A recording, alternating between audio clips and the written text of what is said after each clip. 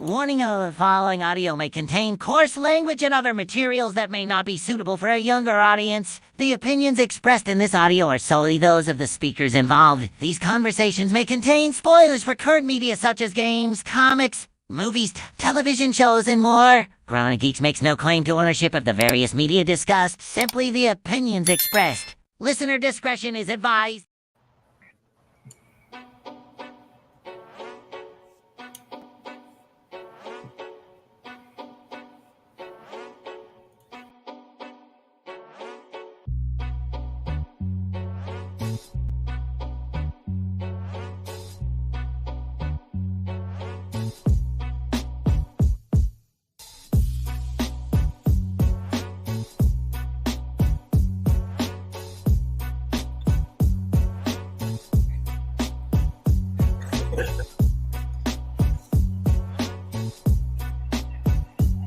I figured I'd try something a little different. I got to figure out a way to make an animation where it like pops that in a certain way. Wow, did that really just happen? Wow. So the control arm to my microphone.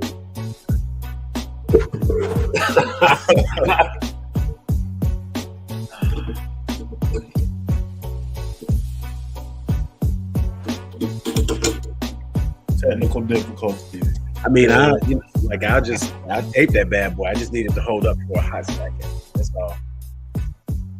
Let's last the show. If we can do that, we'd be good. So what's going on, man?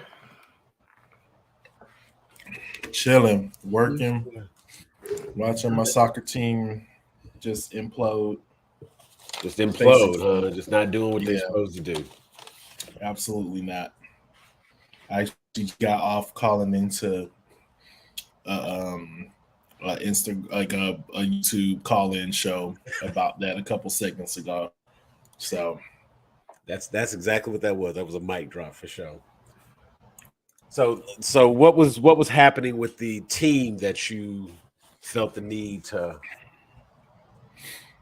call? I mean, I can see you calling in just because it would be an opportunity to, discuss. Yeah, generally I do. It's his name's KG, the comedian.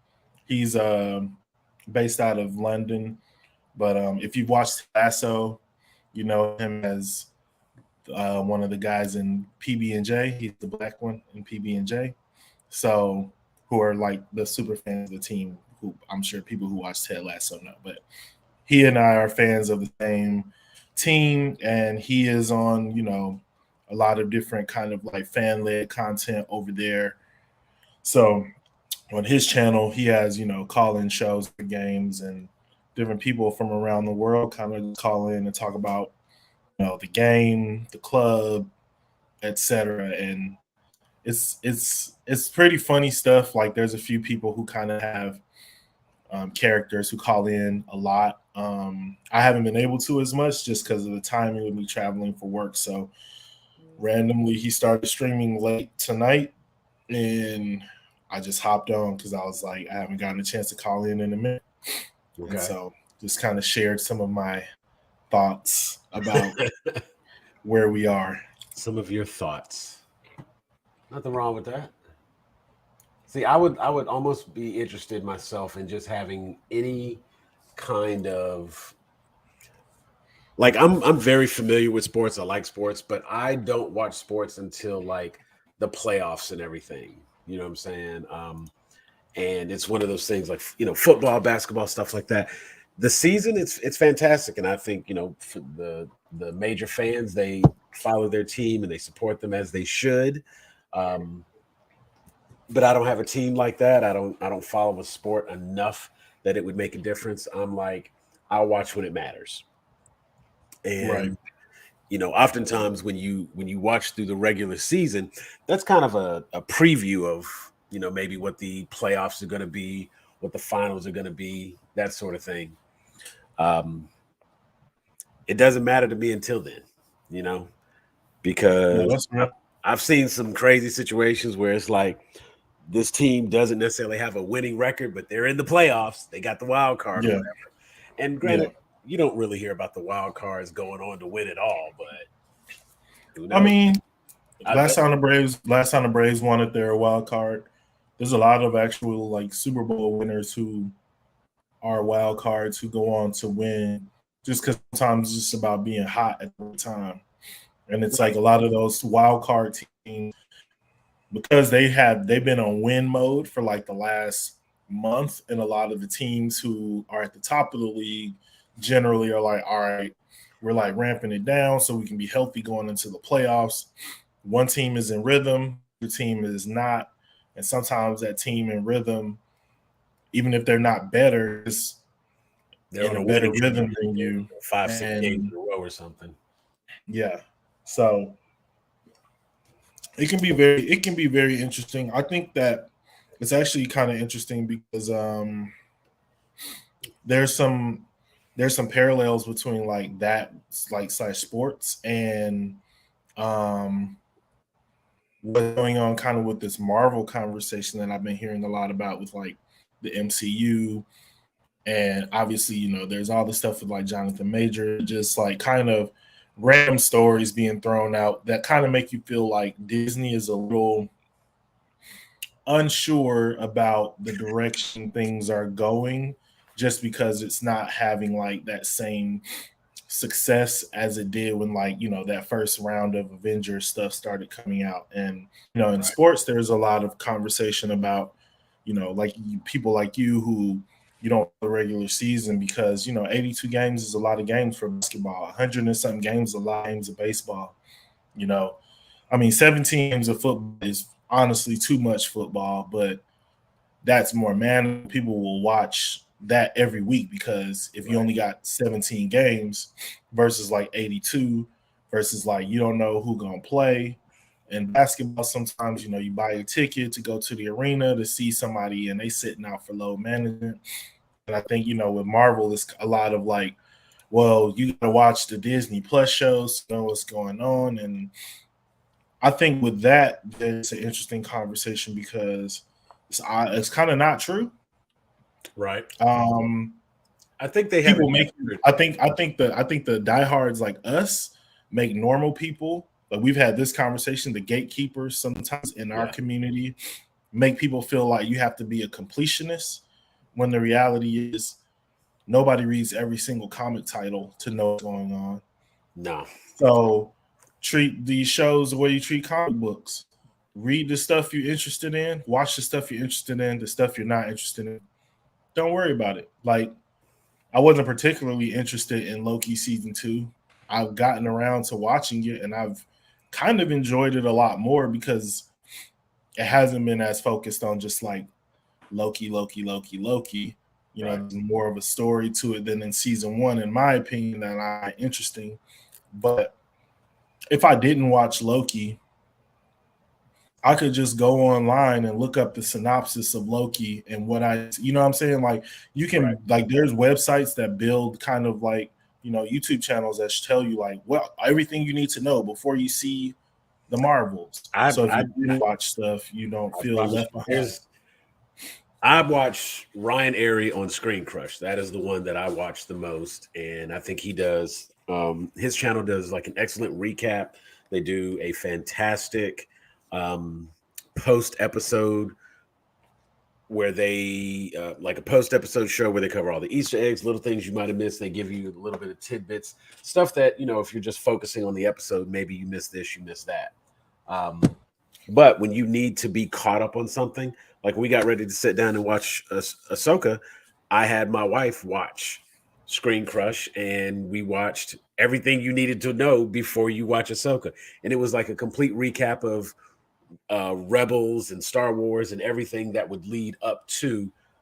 It was like basically her complete life story and how how these different things interact with this and that, right up into like Ezra and Thrawn leaving with the Purgils, and now boom, we're caught up, and my wife can sit and watch, and she doesn't have to.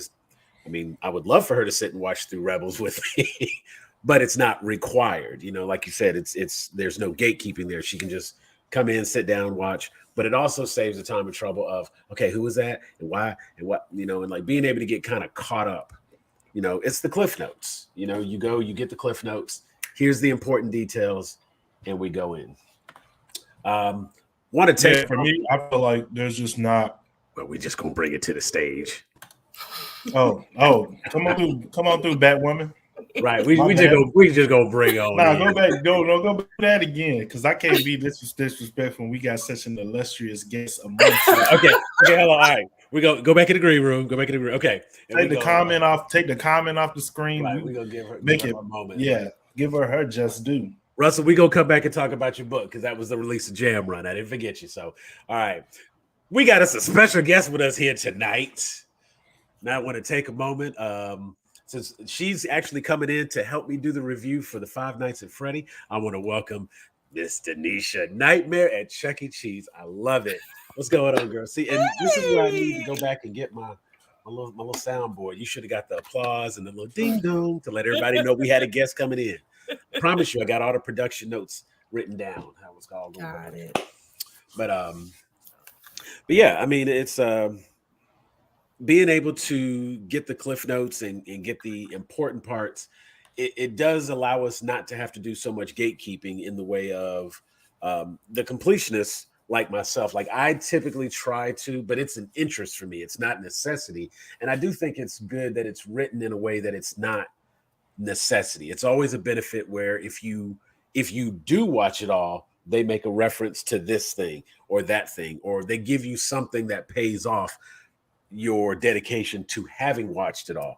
But if the storyline requires you to watch this, that, and the other, then it's kind of problematic, because if that's the case, it needs to be in the thing we're watching. Yeah. Only the details of the movie need to be in the movie. If you want to reference something that happened in the show and I'm rewarded because I saw the show, cool. Yeah. But if you are forcing me to watch all of the various shows, because like I think coming up right here in November we have the Marvels, and I'm looking forward to seeing the Marvels personally. I watched Miss Marvel and I enjoyed that show.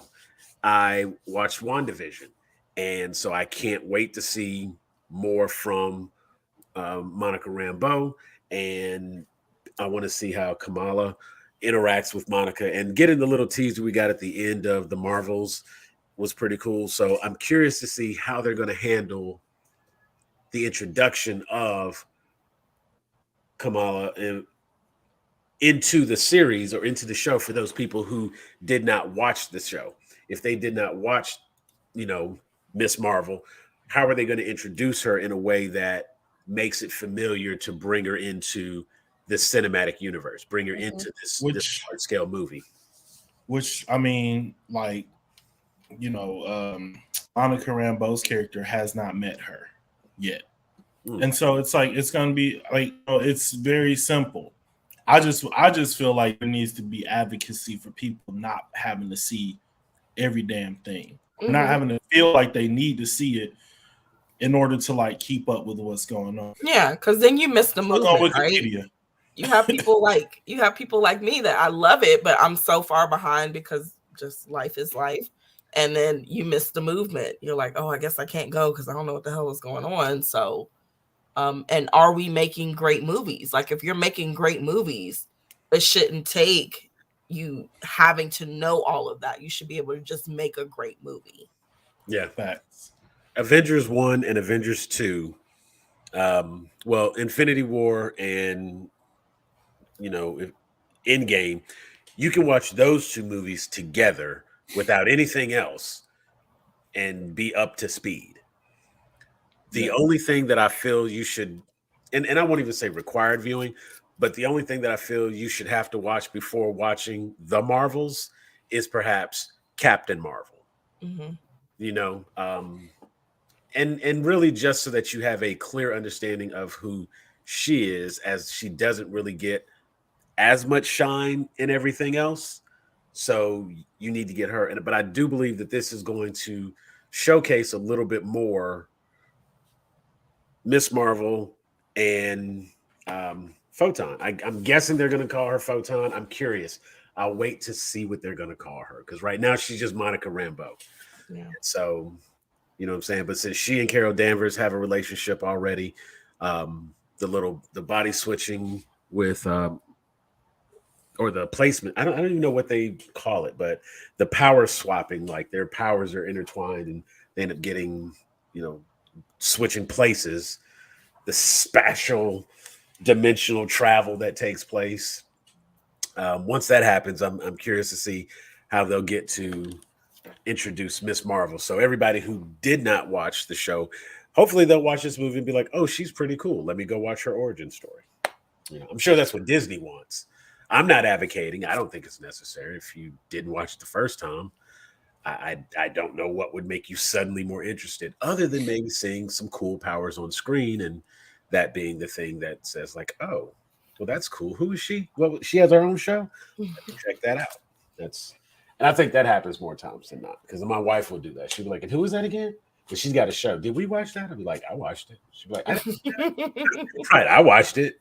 She's like, "I didn't watch that." No, you said you didn't want to. We'll have to watch that. Like, sure, I'll watch it again with you. Do that a lot. I mean, yeah, you have to find the balance, right? Because you want that moment, for us geeks, that we're having that Leo moment where we're snapping and we're looking like, oh, but you don't want it to be that who you go with can't enjoy the movie because they don't know all those moments. It should just, like I said, be a great movie. You should be making great movies and not movies for the sake of making them out, for money grabs or whatever. I feel like at this point, I mean, granted, it's money, so I'm not gonna say like you have enough. There's never gonna be enough money. No.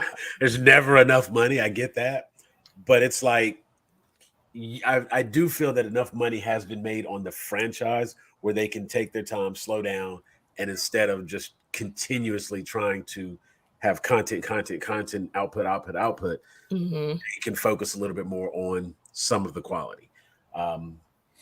There's been a very clear question as to the last series of projects. Ant-Man and the Wasp: Quantumania didn't do as great. All of the Marvel Plus shows, like WandaVision did really good, but we were coming right off of the MCU, the theater production, and then going right into WandaVision. That's kind of like her after story. But now we're like 3, 4, 5 shows in on the after story, and people are kind of like, come on, do something. Yeah. I'm waiting on something to happen. And when we finally got, to see Kang on screen, I don't know. I feel kind of weird about that, because while I thoroughly enjoyed Jonathan Majors' quirkiness as Kang, and this kind of spills over into Loki because his Victor Timely is different than Kang, is different than He Who Remains. Like each of these characters have their own little bit of whatever. And watching Loki has kind of kept me on my toes. It's like I really want to be interested in Kang as a villain, but Quantumania did not build him up enough. Not that it was a bad movie, wasn't a great movie. I'm just kind of like, yeah. Maybe something else will happen that'll bring it and make it interesting. And I think too, they're at an interesting time where it's like, y'all know all this stuff over here, but we waiting on Fantastic Four, X-Men, right? Like Deadpool. We waiting to see how y'all going to integrate all this stuff. And so, unfortunately, some of this stuff kind of it's not the same patience like we have like a Guardians of the Galaxy, because at that point we was like, we'll take anything. But now it's like, well, y'all got stuff that we want to see. Yeah. Why y'all working on that? We don't need no more Kang. we want to see what's about that. What's going on with that Deadpool over there, right? And y'all get Hugh Jackman back as Wolverine. Even though I'm not thrilled, I mean, at this point, it's like, okay, who else can be Wolverine? Because Hugh Jackman's done it so long. Somebody. Don't get me wrong, but it's also a very familiar look to see Hugh Jackman. Yeah, you know what I'm saying? It's like, and I'm right there with you. I'm definitely advocating for the Daniel Radcliffe, like what little bit I've seen. Because there's this one meme keeps popping around, and I think it's from some TV show he's on. He's like standing there in his drawers, like, and he's like, just damn, Daniel Radcliffe is ripped. I was not aware. And it's like, okay, he's not a very tall person. He's got the acting chops, because I mean he's done a lot of other films, indie film and stuff. Swiss Army Man and what's the one? Guns Akimbo. He can do the voice. He can do the voice, like the gravelly voice. Yeah, I think he could do, like I'm very interested. I'm Team Radcliffe as far as him being the new Wolverine. Okay. Radcliffe for Wolverine. Okay. I'm not trying to hear no Wolverinus Ex-Minicus. No, it would be Sneaktus as Cuttus or something like that. We're making up phrases for the applause now. But yeah, I mean, I think it won't be the high-pitched voice. I think it would be something a little bit lower. Take him from, what was the Magic movie with the Now You See Me? He played a bad guy in that, and like he can do voices. Yeah. The movie with your favorite actor, Channing Tatum, Sandra Bullock, where she's the writer. It's oh yeah, the romance novels and all. Yeah, she's the romance novel writer. He's in that, and he kind of gave a performance there that I think he'd do well as. I think he'll do well as an anti-hero Wolverine. I love that they're basically redoing that movie again too though. What was the name of that? Oh God. The Sandra Bullock one? No, yeah, they're not purposely redoing, The but Lost Kingdom or something. Yeah, but there's another movie coming out that's like almost the exact same, where she's writing about spies. Oh. And it's the same thing. Like it's the same movie. I just saw the preview for it at it's the Argyle. Yeah, Argyle, yep. It's the same premise.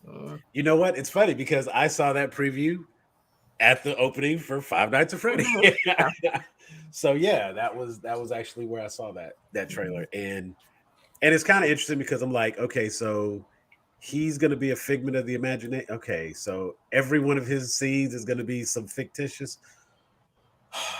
He's going to be in the whole movie about a grand total of like 20 minutes. That's going to piss me off. Like, I'm going to see Henry Cavill as a master spy and... No. Okay. Yeah, no, that's not happening. That's not what we're watching Dua Lipa. Right. So I need to just go and be happy that the movie... I need to go see the movie for the movie. Yeah. Not because I'm trying to see Henry Cavill as a spy. No, not at all. That's not what's happening there. But that trailer actually got me.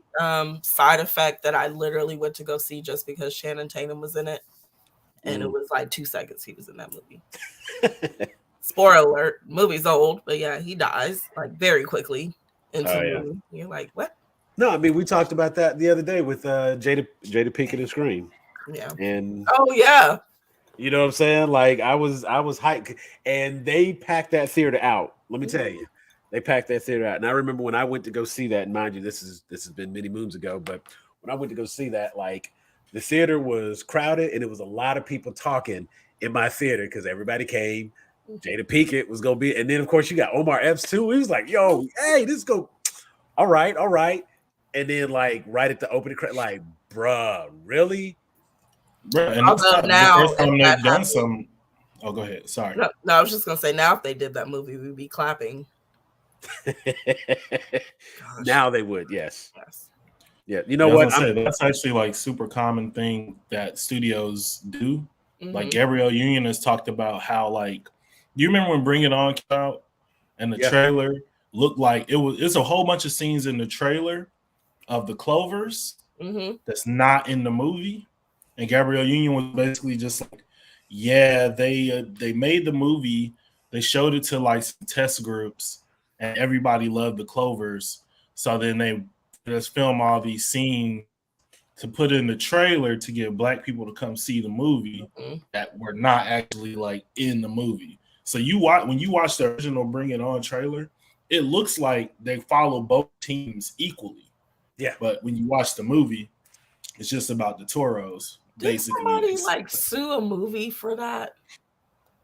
They sued. They tried to sue Marvel because they had Hulk.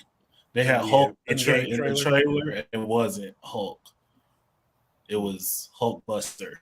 But it's like that's because y'all people can't never not leak nothing. Right. So they got to lie to you to protect the integrity of their IP. Yeah. Like you created this problem. The call is coming from the inside of the house. Very, very Halloween theme. There we go. Right. The calls from inside. You know, but I mean that's absolutely true. And it's unfortunate that happens, but it's always disappointing when you see a trailer and the movie is nothing like the trailer. And not even like, oh man, that trailer was so good and the movie was garbage. That happens because they can put all of their good stuff in a trailer or something like that. But when the trailer says the movie's going to be this, and then the movie is actually that, that I don't like. Yeah, that pisses me off. Or sometimes, like he, referenced the Hulk thing, like you're waiting on that moment to happen, and you're like, wait a minute, what? Yeah, at least have it in the deleted scenes. You know what I'm saying? Like when when I go buy that special edition DVD, and I remember like buying DVDs because it had 32 deleted scenes. That was money well spent. You know what I'm saying? Now it's like that's so complete with a gag reel. 32, yeah. Right? You know what I'm saying? No, I mean I'll take a blooper reel. Oh yeah, any day. That's my kind of carrying on right there. And I mean, honestly, that's probably those 32 deleted scenes. Half of that's gonna be the blooper reel, though. But yeah, I mean, anytime you have that extra footage, and there have been times when you see stuff in the trailer and it turns out that scene got cut, didn't make the final cut, and maybe it's in the special features or something like that. And then of course now we have because everything is streaming, when you go to movie info or something, because I was looking at we've been watching Fall of the House of Usher, and yeah, it's so good. I think we just finished Black Cat. Oh my god, I love it. I love it. Scary. See, and it's not okay, so this falls into the category of something that I think you would watch because it's not it makes you scary. It's not a scary movie. It's not a scary show. It falls under the category of horror, but it's more like mystery suspense. Because you're constantly wondering. This is one of the first shows in a very long time that I watched the show. I was not on my phone scrolling. I am in this show. I'm watching it. Yeah. And that never happens, unless I'm at the movie theater, but to just sit there and watch a show and not be scrolling on my phone. I'm in it. I'm in it. It makes you it's suspenseful more than anything. It's more like Twilight Zone. Yeah, it would fall into that kind of category. Yeah. Did you see House on Haunting Hill or Bly Manor? You see either of those? No. House on Haunting Hill. That was dope. And Bly Manor was okay. No, I thought 13 Ghosts. Never mind. No. See, and now I'm not talking okay. So these series are on Netflix. These are on Netflix, and again, it's not this was something that because I always blame my wife if it says horror anywhere in the title or in the description, I'm gonna just go to the next one. Yeah. But then she watches it and she's like, "Yo, I think you'll really like this," and she'd be like, "I want you to watch this with me," and I'd be like, "Oh shit, we watching some scary shit, ain't we?" And I've come to understand that I don't mind horror themed. I just don't like scary stuff. And it's I don't want to sit here and watch something anticipating the jump scare for the sake of the jump scare. Don't need that. But if it's who done it and the mystery is a ghost, I'm all in. Yeah. And it's because there's real storytelling there, right? With the jump scares and the traditional horror film, It's not, nobody cares. It's not a real story there. It's this person. The only story is the backstory of the person that's killing, right? That's literally the only story in a horror film. You don't care about these people that are dying. Like, they try to make you feel sad these teenagers are being killed. I don't care.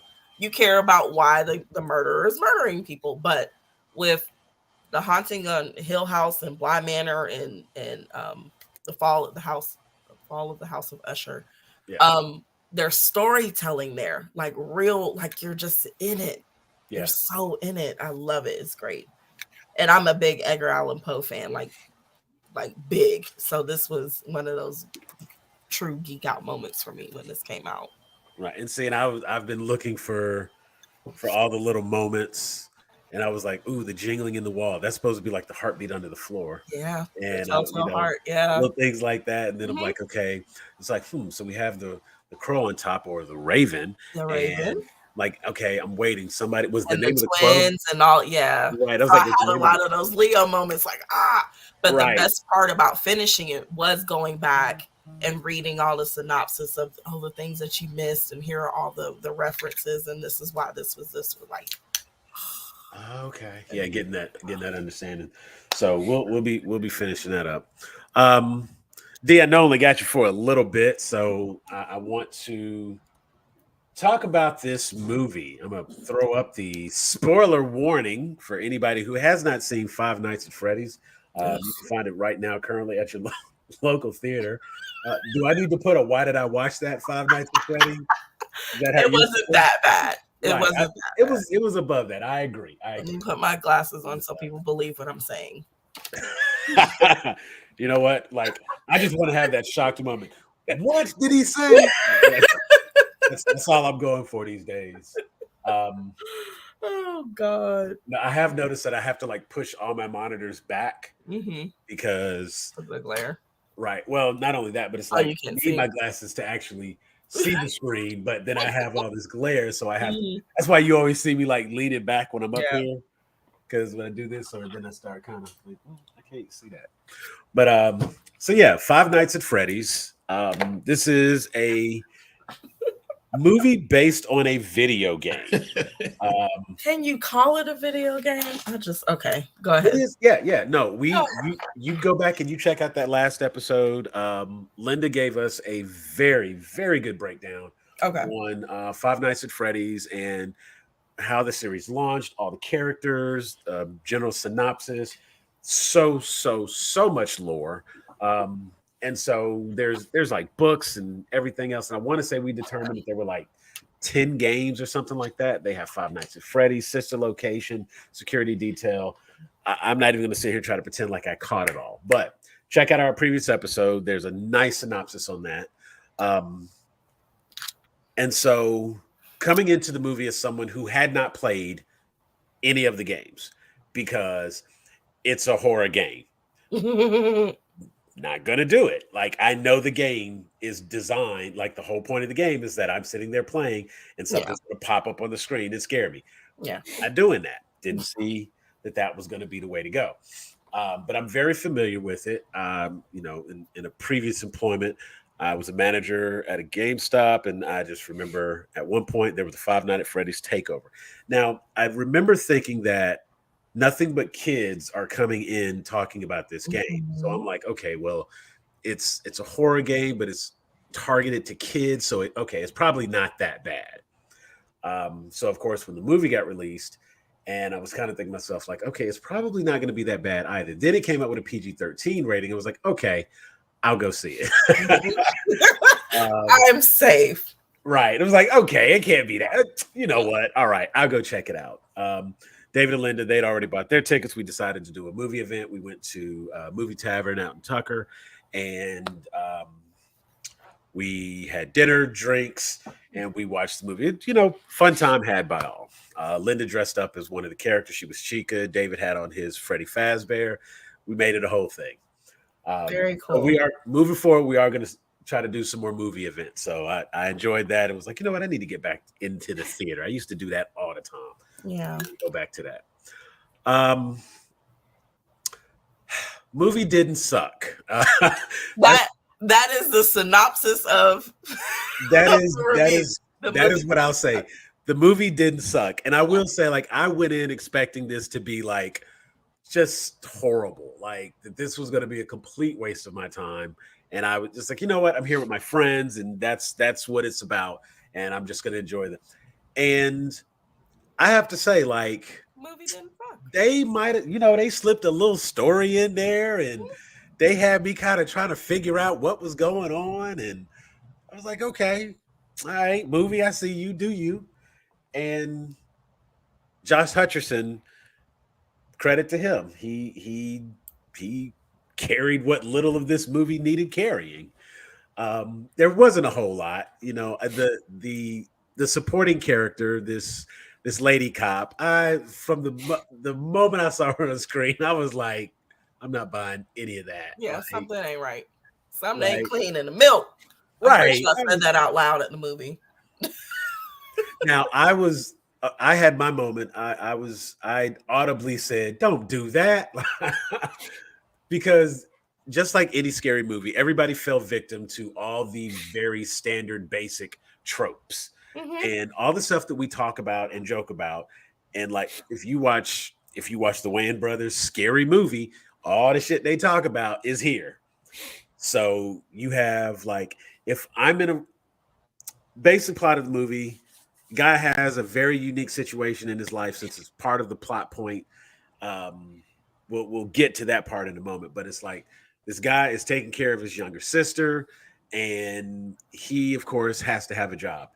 He's got some triggering events that have happened in his life, and so he's a little overzealous towards the beginning of the movie. And you're like, what the hell? I immediately knew that had to be a plot point because it's the way they built that up. He goes and he talks with a caseworker trying to get another job. And he's like, well, there is one job. And he tells him, like, the pay is shit. The hours are horrible. It's a shitty job, but it's better than nothing. It's basically what he tells him. And at first he's like, no, I'm not going to do it. Situations change. Okay. Tell me about that job. I got to take it. So he takes the job. His job is to be the overnight security guard at a shut down Freddy Fazbear. Now, I'm sitting here thinking to myself, like, just looking at this decrepit location and the way if they haven't demolished it yet, who the hell needs security for it? The point was him like saying, all you have to do is keep people out.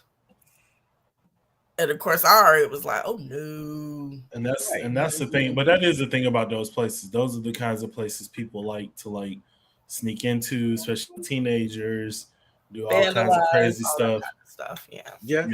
Now, if you I not too long ago, why did I watch that? Willy's Wonderland with Tunisia's favorite, Nick Cage. Willy's Wonderland is the most ripping offest Five Nights at Freddy's. But I have to say, like, Five Nights at Freddy's actually did it better. They actually did it better. The sequence of events and the way things go down, I think I like a little bit more in Willy's Wonderland. Okay. But Five Nights at Freddy's did actually have a little bit of story. And it is like just a little bit of story. I mean, just an easy bit of story. A baby bit. A baby bit. You don't care about as soon as you leave. No. And halfway through it, you literally like put all the pieces together. And I will give them credit for just one twist. I will admit, I couldn't put my finger on it, but when they showed it to me, I was like, damn, okay. It all makes sense now. And it was like you have these various characters, and like I said, the lady cop, she's the closest thing to a supporting character. You start getting the interaction between the animatronics, and they start moving and coming to life, and Josh Hutcherson's character has to interact with them. The little sister gets involved somehow, and then right there, you get the Yellow Rabbit character. He's like the main bad guy. And I have to say, that was like, when I saw the Yellow Rabbit, I was like, okay, plot twist. Like, I didn't Didn't Oh, see. I got it. I saw it in the training video.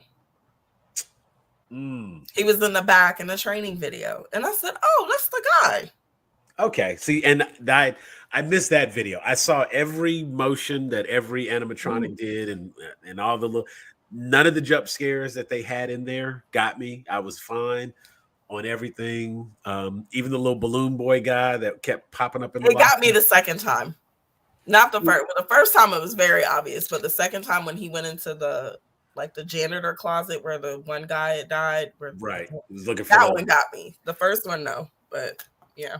See, I was good with all the jump scares, and like I said, the only plot point I had not put together, but I knew just from the way. So, since it is like the only little spoiler in the movie, everything else is like so not spoilery. This is the only thing I won't say directly, but there was a conversation that took place when the job is being described to him. He's talking with like the social worker guy, and he's kind of going through, and he's like, "And who are you? And what's your name?" And like their interaction at that time was one of those things. It's like you see it, and it seems strange, and you can't really put anything. You knew that was coming back around, right? That reaction, you're like, "That's going somewhere." Right. And so I was looking for that, and you know what I'm saying, trying to get a payoff with that. And so it was, like I said, get towards the end of the movie, you start seeing some other things, and you know, the identity of who this person is gets revealed, and the identity of that person gets revealed, and you know what happened with this person gets revealed. And it's like you start getting all this information, and hey, good night, Russell. You have a good evening, man. And congratulations on the release of Jam Run. He's been doing his book release party, his new book, Jam Run, available. I know it's available on Amazon, and I think you can get it in a couple of the bookstores. I'll have him put a post up in our group, and you can find our group. You can join our group. Click that QR code.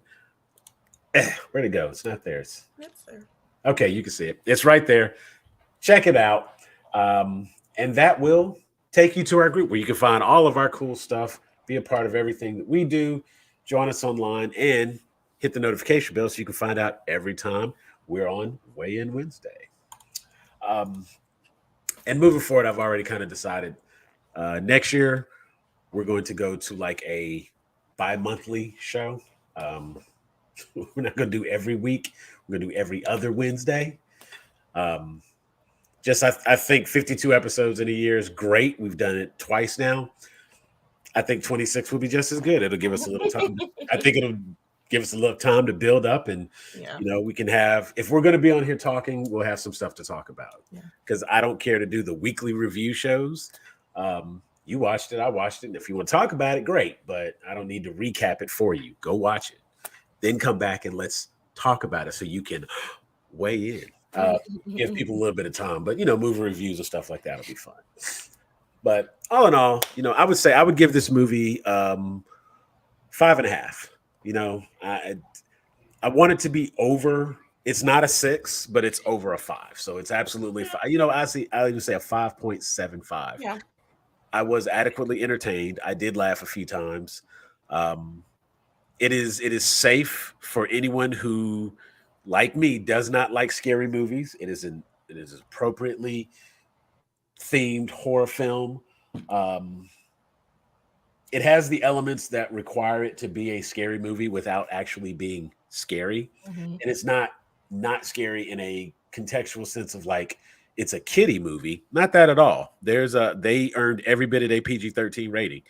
And I even saw the opportunity for it to be a little more if they had chosen to go there. So I think they got the intent of the movie across without having to rely on a lot of blood and guts and gore and stuff like that. Because a lot of times that implied violence is just as good. Like, you know what happened to that person. Yeah. They picked the right violent moment to show because it was there and it was good. It was good. If you like Saw, you'll love that scene. Yeah. And honestly, they're like every time something happened to somebody in that movie, it was immediately following me saying, "Don't do that." Come, really? Why are you doing that? I can see Jeff now. Like, why are you following this little white kid? What are you doing? No, it's like the other way. No, it's like, okay, so wait, I'm in the kitchen and ain't nobody supposed to be here, and there's all this noise coming in the refrigerator. I'm not gonna open that. I'm not gonna open it. I quit. Right, like I'm good on that. I'm not opening that. In fact, I'm gonna go that way instead. I think it was a solid beat. So the background behind me even seeing this movie is my godson, who is 11, and I knew he was obsessed with the game and all of that. And we had to get permission because his mom is very much like, no, I don't know if you should see that. I'm like, but it has a PG-13. Like, it can't be that bad. And so us getting permission, she's like, but I'm not going to take him. So I'm like, okay, we'll go out. We'll go on a date. I'll take you. We'll have a good time. So that was the only reason I even went to go see this. It was for him to be entertained. He was super gassed. He was calling out people and different things. He's like, oh, and this is, so my whole background was from him. So it was watching him enjoy the movie that amplified it for me. But I was like, oh, this actually isn't a bad movie. Like, because I was just taking him. I thought it was a kid thing. There were a couple plot holes that, of course, I'm just nitpicky about because that's just what we do. Right. But it was solid. It was a solid watch. Like, if you're just like, hey, what should we go see? Like, oh, we'll go check that out. It was cool. Yeah, the animatronics were creepy as hell. So anybody that's ever been freaked out by them before, you'll be freaked out. Like, they're weird. It's weird. And credit to Jim Henson's puppet shop, puppet workshop, because the animatronics were practical effects, live action puppets, not CGI. These were actual working monstrosities. And Jim Henson did it again, like, because these things, they were genuinely creepy. Yeah, they were creepy. And that's why I kept too. Some of them, I'm like, how did they catch up to you? Yeah. How? Explain it. Right. I mean, like, you need that element of mysticism and supernatural events at play to make stuff make sense. You know what I'm saying? Because it's the same thing as like at least Freddy Krueger runs, you know what I'm saying? Like he will run after you and chase you. Cool. I get that. And you're in a dream. So he just turns the floor to pudding and you can't run any faster. Cool. That makes sense. Never understood how Jason Voorhees is able to keep a very steady walk, just like a John Travolta strut, and be right there behind you. Pocket dimensions. Right, like how is my man got portal and the animatronics, I'm like, it's nothing but metal. You ain't hear that coming up on you. It's metal on the ground. They're not sneaking. And, but yeah, as soon as the cop showed up, I'm like, what are you doing? What are you doing? You're too familiar. I knew that was definitely turning into something. Especially when the little sister came that night and she's like, well, yeah, I knew. And I'm like, at first I thought maybe it was one of her brothers or sisters or something, and that's why she was so tired. That was my initial thought. But then when he came back, when he woke up from his injuries or whatever, and that as that was leading up, I was like, oh, I already know what she's gonna say. And I was like, yep, I knew it. And see, and I guess the reason I was thrown off is getting the reveal. I did not think the person they chose looked old enough to be dad. Yeah, that was a little jarring. That was misleading. Yeah. Damn good acting though, because it was still like it gave it to me right there. And like I said, that was the only real twist.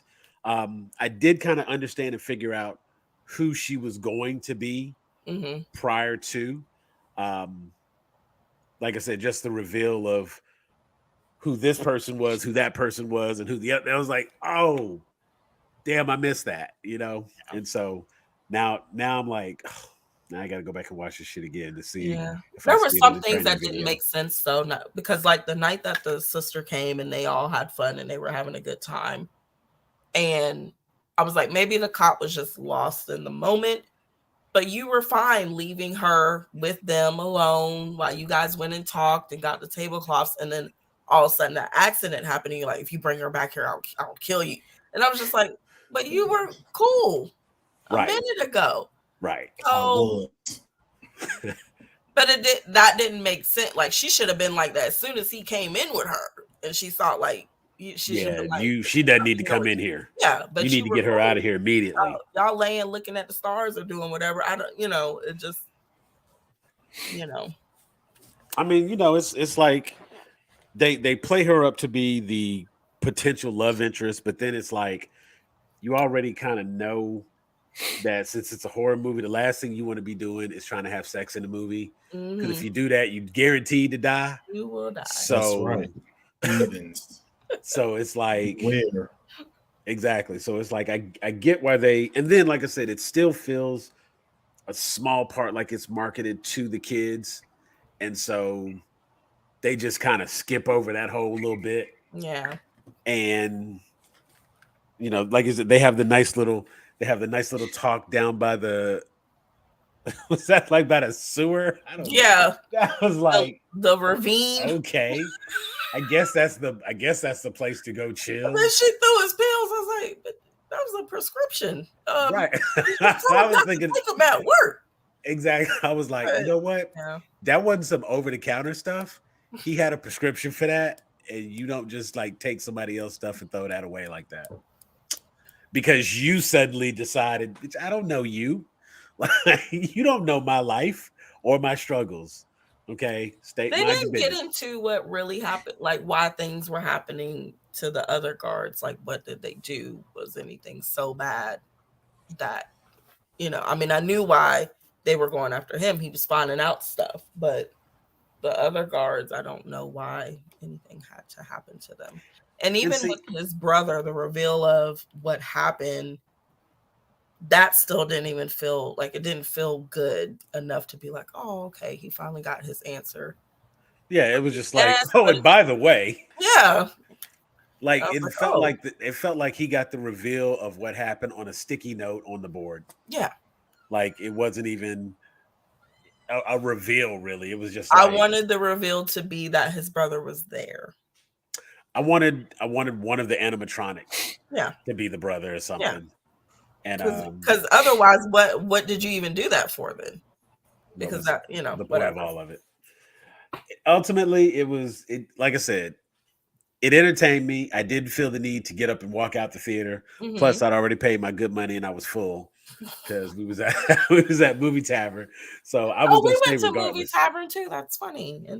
And so I was sitting there. I was like, okay, And like I said, I enjoyed it. I made through, and apparently, since it's streaming on Peacock, I will have to go back and check out one or two scenes just to see if I can. We'll go back and watch the training video, see if I catch anything in the training video. Because he's working on the rabbit. Now, did you stay through the credits? I think we did. I'm pretty sure we did. So, little Easter egg, and non-spoilery, because of course, it's been out for a while. People can definitely stay through the credits. At the end, there's some letters that are called out. Oh, yes, we did stay. Okay, yeah. And the letters are called out, and that might have been more creepy than some of the actual parts of the movie. Just the way that sounded coming through the speakers. I was about to say the sound of it, yeah. And so for that to be the last thing you hear before exiting the theater, that was a little strange. But they spell something. And of course, right after the movie, I had an opportunity. I got to sit and talk with Linda and David and, get their reactions. And, they had similar opinions. I'm sure if they hop on next week, I'll let them give a movie synopsis themselves just to recap of their scores. But they both seem, pleasantly surprised with it. And, I think with it being technically, since it falls in a video game movie, it doesn't have to do much to be good. Mm-hmm. Because most video game movies are bad. So if you stay true to the story and you don't change too much, you will please enough people who are fans of the original content, and that by itself can give you a thumbs up and a passing grade, and it can be a win. Yeah. If you, much like your assessment, if you can entertain the people who have to take the kids, that could be positive for you as well. And which goes back to what we were talking about earlier with all the Marvel movies. Like, I didn't have to know anything that my godson told me about the movie. Like, it was nice to know, but I didn't have to have the background to just be like, oh, okay, this was a cool movie. Like, it could have just come out of nowhere. I didn't have to know it came from a video game or anything like that. And it was good. It was a good enough movie for sure. See, he got all his Leo meme moments by being able to say, ooh, ooh, oh yeah, ooh, and I think that's, there's going to be enough for the fans to enjoy. Apparently, was he able to tell you who the taxi cab driver was? I don't know. He didn't tell me anything about that. I mean, I can ask him. So apparently it was a big thing. Like some of the YouTube personalities who helped make Five Nights at Freddy's such a big thing. He was one of those individuals. He was one of the people who, like Matt Pat is one of the guys. Kenshin, his name is something Corey Kenshin, I think it is. I'd have to get David and Lyndon to tell you for sure. They knew exactly who he was, and they were telling me. I was like, oh, okay, cool. But also, like, one of the other YouTube streamers, a guy named Markiplier, was supposed to be in the movie but couldn't make it. And these are guys who have, like, pretty large followings and big channels, big Twitch streamers and that sort of thing. And they would stream Five Nights at Freddy's when it was in its infancy years ago. And so part of why it's as popular as it is today, and I'm air quoting that, part of why it's as popular as it is today is because of the people who streamed it and things like that. But just as a video game franchise, like, it has a legit following. There are people who, like, they play this game and they've played all of them. And from what I understand, a lot of the games started off being free, and then past that, a lot of them are like very, very, very inexpensive. So, so Jeff, were you ever freaked out by like Chuck E. Cheese, the animatronics? Did that freak you out? Were you one of those people? I was always like, oh, your mic is muted, but I got that. He said no. No, I was one of those people that's always like, I know they're moving. I know they're moving when we're gone. I know it. Yeah, I mean, I didn't spend a ton of time over there when they were not like actually performing. Yeah. So I guess I just was like, well, they're robots and they come out and they play the song and then they go back, and then I would just go back and play video games. But I mean, I see how people might think that they can be creepy, especially like if you don't keep them up. Yes. You know what I'm saying? Like when they start getting old, yeah, and that's when, when it's like, like you're supposed to do this, and it's more like just one of these. In Riverdale. Yeah, no. I just saw the other day that made me think of Five Nights. There's like official, like from Chuck E. Cheese, the official like process for getting rid of the animatronics. So basically, like, Chuck E. Cheese has been slowly moving away from animatronics across all stores. And I think this year they're doing their final remodel. So they're not going to have those in any of the Chuck E. Cheeses anymore. Huh. And basically they were like, it's too expensive. Like, they do not mail them back to the Chuck E. Cheese corporate office. So basically they were just like, your employees have to just destroy them and send us photos. So there's like photos of like destroyed Chuck E. Cheese robots, and they look like Five Nights at Freddy's characters. To be honest with you, yeah. Like, I'm gonna find that link and send it to you. Please. That is crazy. You know what? Coming from a era of Chucky, I definitely am like, I don't trust that any of it. They're all moving. I'm waiting on them to blink because they're gonna slip up. That's me. Now, out here on the east side where I grew up, we used to have this place called Billy Bob's. Yeah. And Billy Bob's, it's another one of those brands. Like, I remember I've seen a Sergeant Singer's, Chuck E. Cheese, and Billy Bob's. All of them had the animatronics and whatnot. And Sergeant Singer's had kind of like a lion that looked much like what's the guy on he looked like Sugar Bear to me. Even though he's supposed to be a lion, he looks real cool and like I don't even know Sergeant Singer's was on Memorial Drive, right across from the Zales. So yeah, I had my 5th birthday party there. Yeah, so it's like Sergeant Singer's was one of those really, really odd ones. But they had one section where the animatronics were, but when you first walk in, they have the main guy, Sergeant Singer's. He's got like a little display right there at the front, and so it's kind of weird. That curtain opens and closes. He does a little introduction, welcomes you to the place, and then when you go, back to the back where they have the party areas and stuff like that, you have another one there, and that's where they do like the music and stuff. Out here on the east side, this Billy Bob's was always like a lower budget kind of establishment. It was privately owned. So that Billy Bob's character, that little hillbilly bear, bruh, that thing was always creepy looking. Always. Good God. And it was like with the eyes. Figure 11. Oh my God. Sorry. Yeah, that's not, oh my God. Oh my goodness. Figure 11 is bad. So I'm yeah, you got to share that. Yeah, we gonna let y'all see this. This foolishness here. Well, look at that. Figure 12, Johnny 5. Right. I like the diagrams that are just like how to figure. Dismantle. It's like Chuck E. Cheese, like literally looking at a head of his being destroyed. Like, it's very necessary that no longer recognizable as Chuck E. Cheese. After de-identification, I may be this.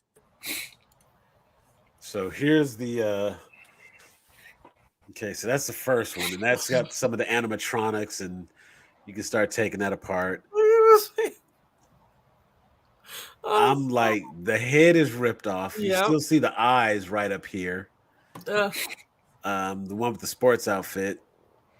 But this one coming up, and then of course they're just gonna have like, see now right there, that little guy, that's creepy. The way he's just back there now is creepy, but bro, what?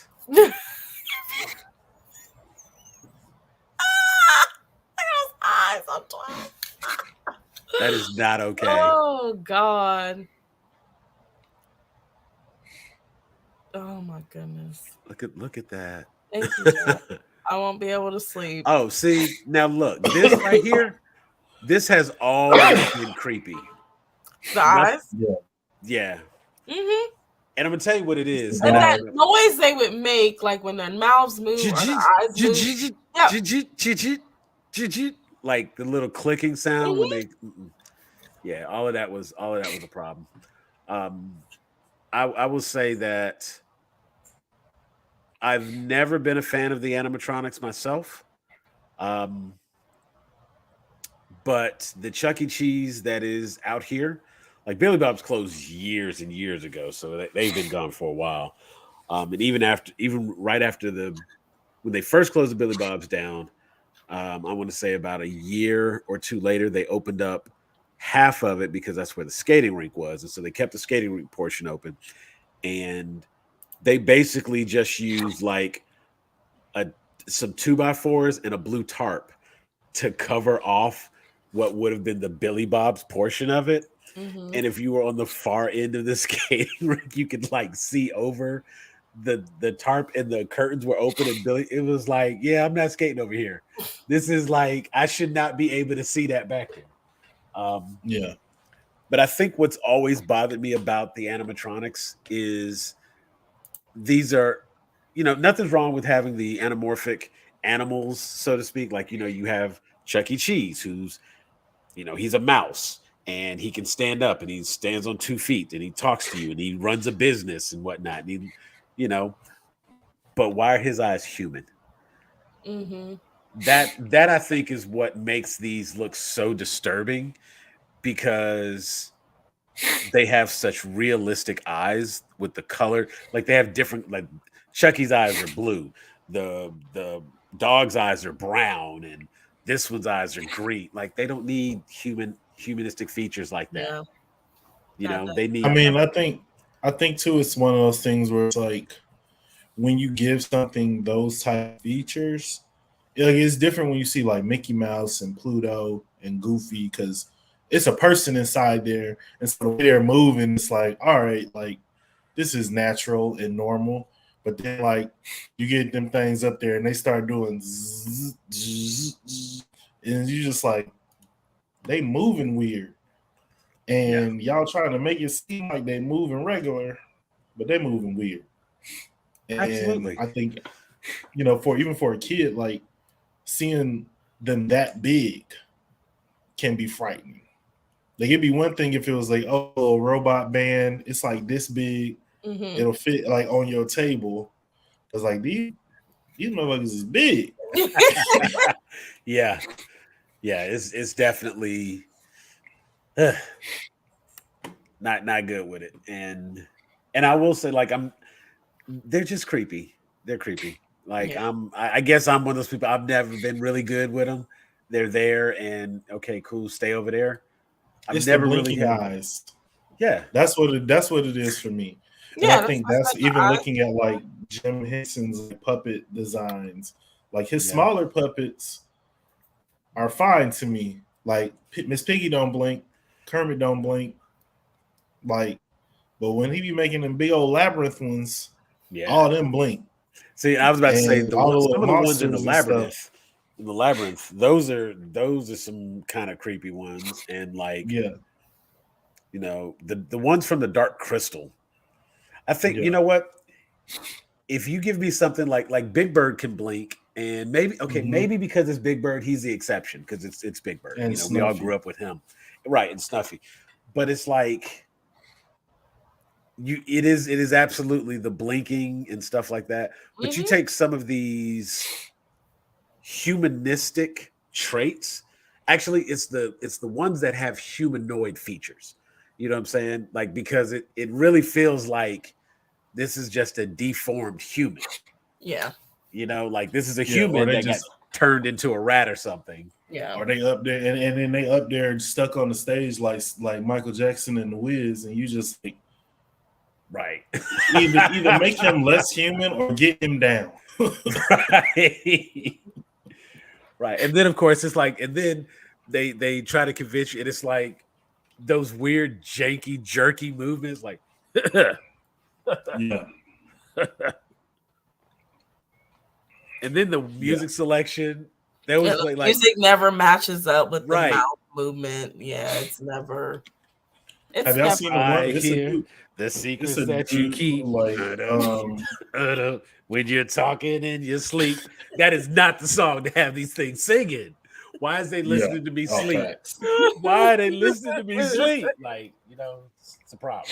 And turn some lights on. Exactly. right? All these shadows and stuff. Big old gorilla playing the keyboard. You got the smallest All these spotlights. shadows. All the smallest spotlights just on the stage shooting up at it, so you're getting a shadow from the bottom. Just everything about it is it's not well thought out. Like No bueno. you know, maybe the person who created that concept in the animatronics, they was actually a masochist, and this was, you know what I'm saying? Because it's just so convenient that these are, you don't see animatronic. You know what? Come to think of it, all the animatronics at Disney World are creepy looking too. When you get on, but they'd be far away.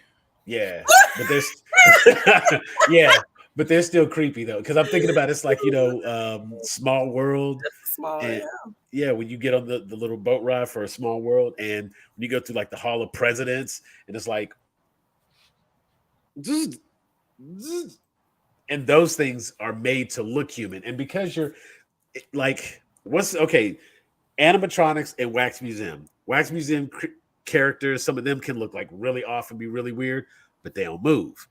Animatronics don't really look like people, but they move. that's what makes them creepy.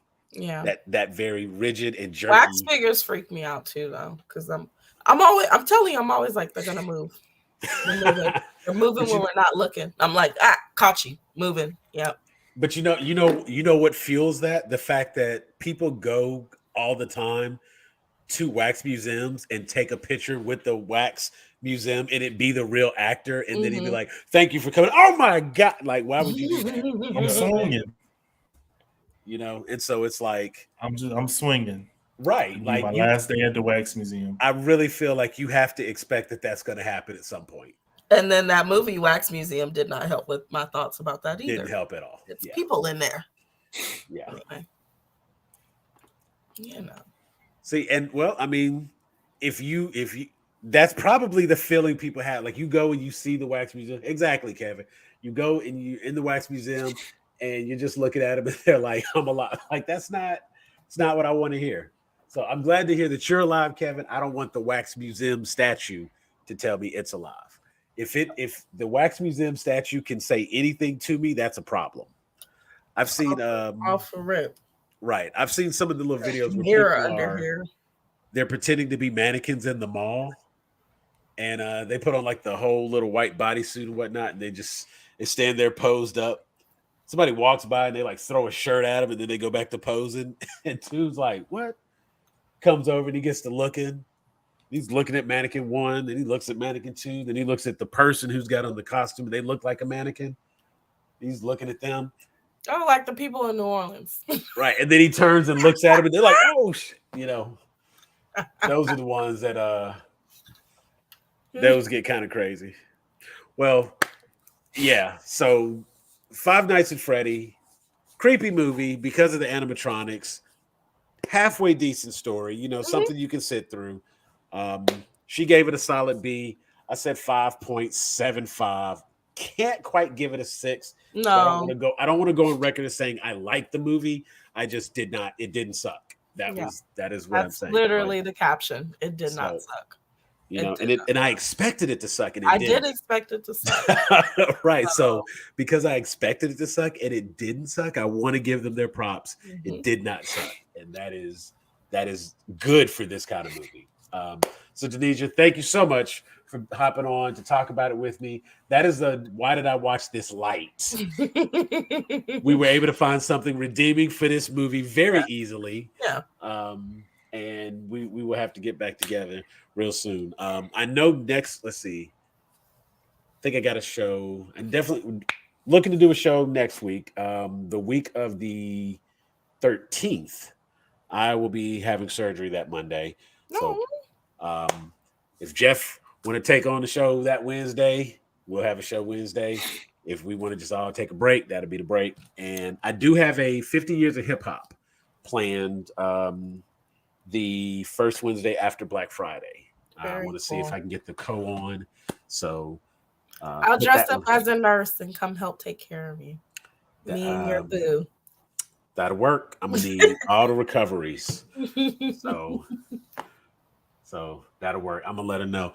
We got help. Like, you got help. You got to do it all because she gonna have to work, and I'll be over there ringing my little bell.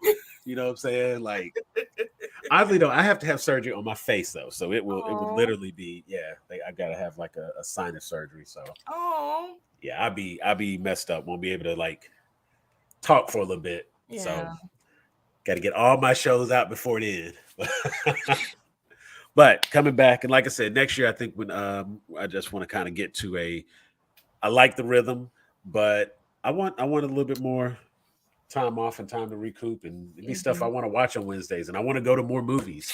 I be having premiere tickets all the time, and I don't go to none because a lot of times the showings be on Wednesdays. So, but I'm not blaming y'all. I appreciate y'all being here, making it worthwhile. So y'all stay with me.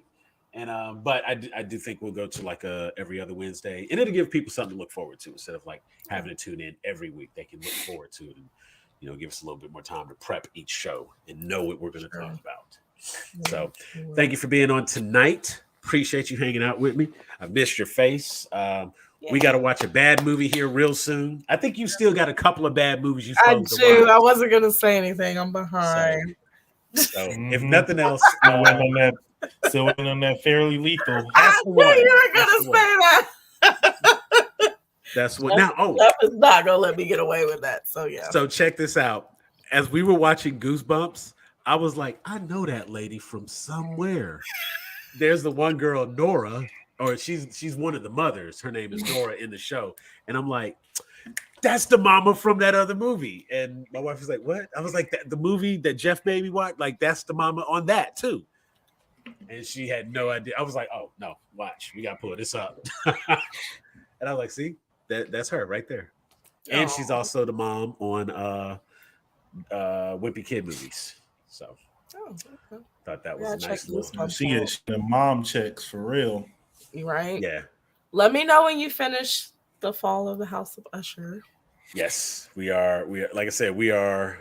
We just did the Black Cat episode, so I finished it last night. She fell asleep because we was doing We had a Halloween party of 5 here because like the kids, me and the wife and the kids, and like my wife got excited. We had candy and everything. We kept waiting for the kids to come by, and like I tell you, these kids didn't start trick or treating until like 8:45. I'm like, y'all not trying to have this candy. Y'all need to come get this shit because I did not buy all this candy for us to be eating it here at the house. Yeah, y'all need to come get it.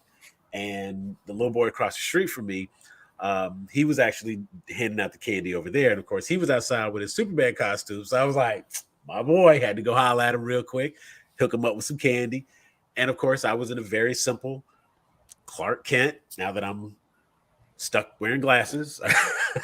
So I was like, now I have my glasses and my Superman shirt and the whole nine, So then a little Clark Kent bit and went over there. My wife started getting excited and we started playing music in the house. The kids got involved and they started playing music and we did like a whole Spotify house party. And me, my daughter, my son were all playing different mixes. And like we was for long, like we put the big speaker by the window and the kids coming up to the house, they was jamming with the music because we was bumping. So we let them know we're here. We're here. You can tell this house is giving out candy. Aww. And I've always wanted to be the house that gave out now we're not doing full-size candy bars. Not there yet. Yeah, you'll get there. Not there yet, but we are doing premium candy. Like make sure we only give like top shelf candy around here. So it's and I have choices. I'm like, do you want chocolate or do you want sticky? Because we do like the Starburst and the Skittles, the Blow Pops, and then we have the Reese's, the Kit Kats, and the Snickers. So love it. Giving out the good stuff. So we partied up last night. Then when everybody left, the kids went off to their Halloween parties. We tried to watch an episode. She didn't make it through that episode. And so she had to catch that today. So she finally got that caught up, and we'll get to the next episode before the week is out. Okay. Let me know. As soon as I finish, I'll let you know. We'll do a house, follow the House of Usher. Yes.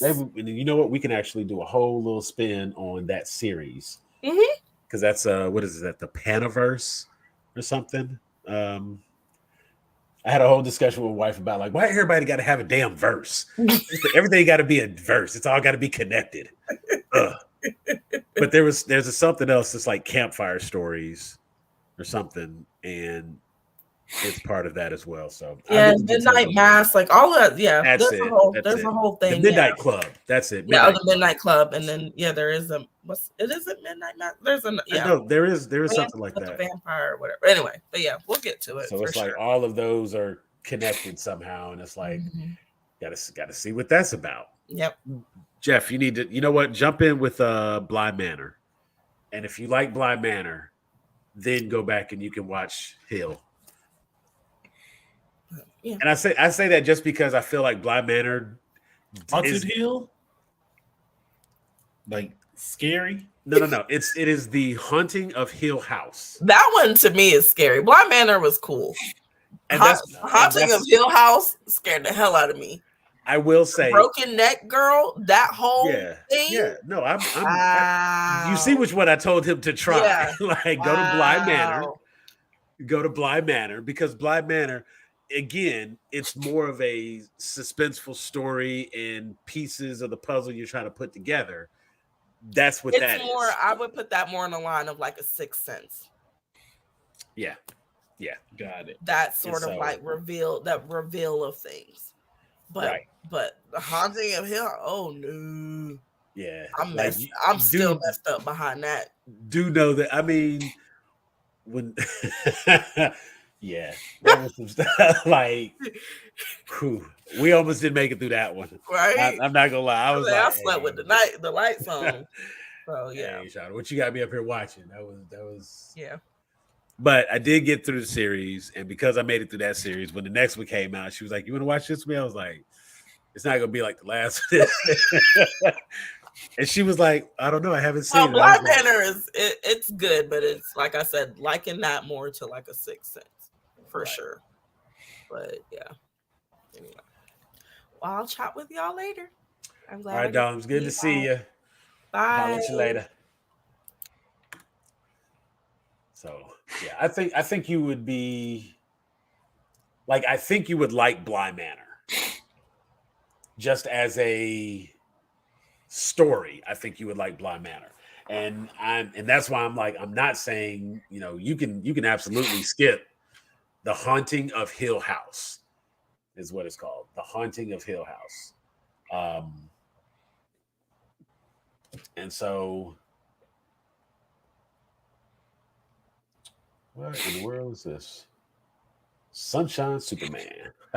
That's right. I remember that one. Yeah, I've been getting caught up on stuff. I caught up on Loki. Caught up on V, which I've been really enjoying that show. What else am I caught up on?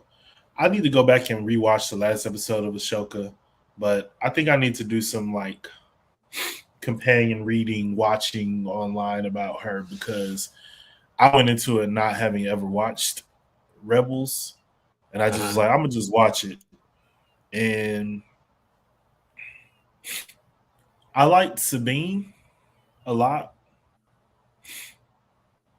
but I can't really say like I got everything that was happening in the context of the larger Star Wars universe. So I need to go back and do a little reading about, you know, what happened in Rebels to kind of get some of the relationships and stuff, and then maybe it'll change how I view the show. But yeah, I mean, so much stuff. I kind of have just been like, you know, New Quantum Leap is back. Been watching second season for that one. Yeah. Third season. Second season. Okay. Yeah, and it's pretty good, but it's kind of one of those things where it's like, so I think I talked about it on the show before, but you know, this one, like the last one, Quantum Leap, it kind of just starts and it's like procedural, and it doesn't really deal with like what's going on. Like you never go back with like the hologram and into like the future that Sam, or you don't go into like where Sam comes from. You only see like Sam in the leap. But on this one, you go back and forth. So you're seeing the team behind the Quantum Leap program trying to get the character who leapt. They're trying to like work behind the scenes to like get him home. And there's more of a story behind the leaps versus like this one. In the original one, it's just random jumps. Random. Right. And then the new one, it's like it feels random, but over time, like they unfurl like a pattern, and then there's like a bunch of other stuff that reveals itself. So I definitely am like vouching for season 1.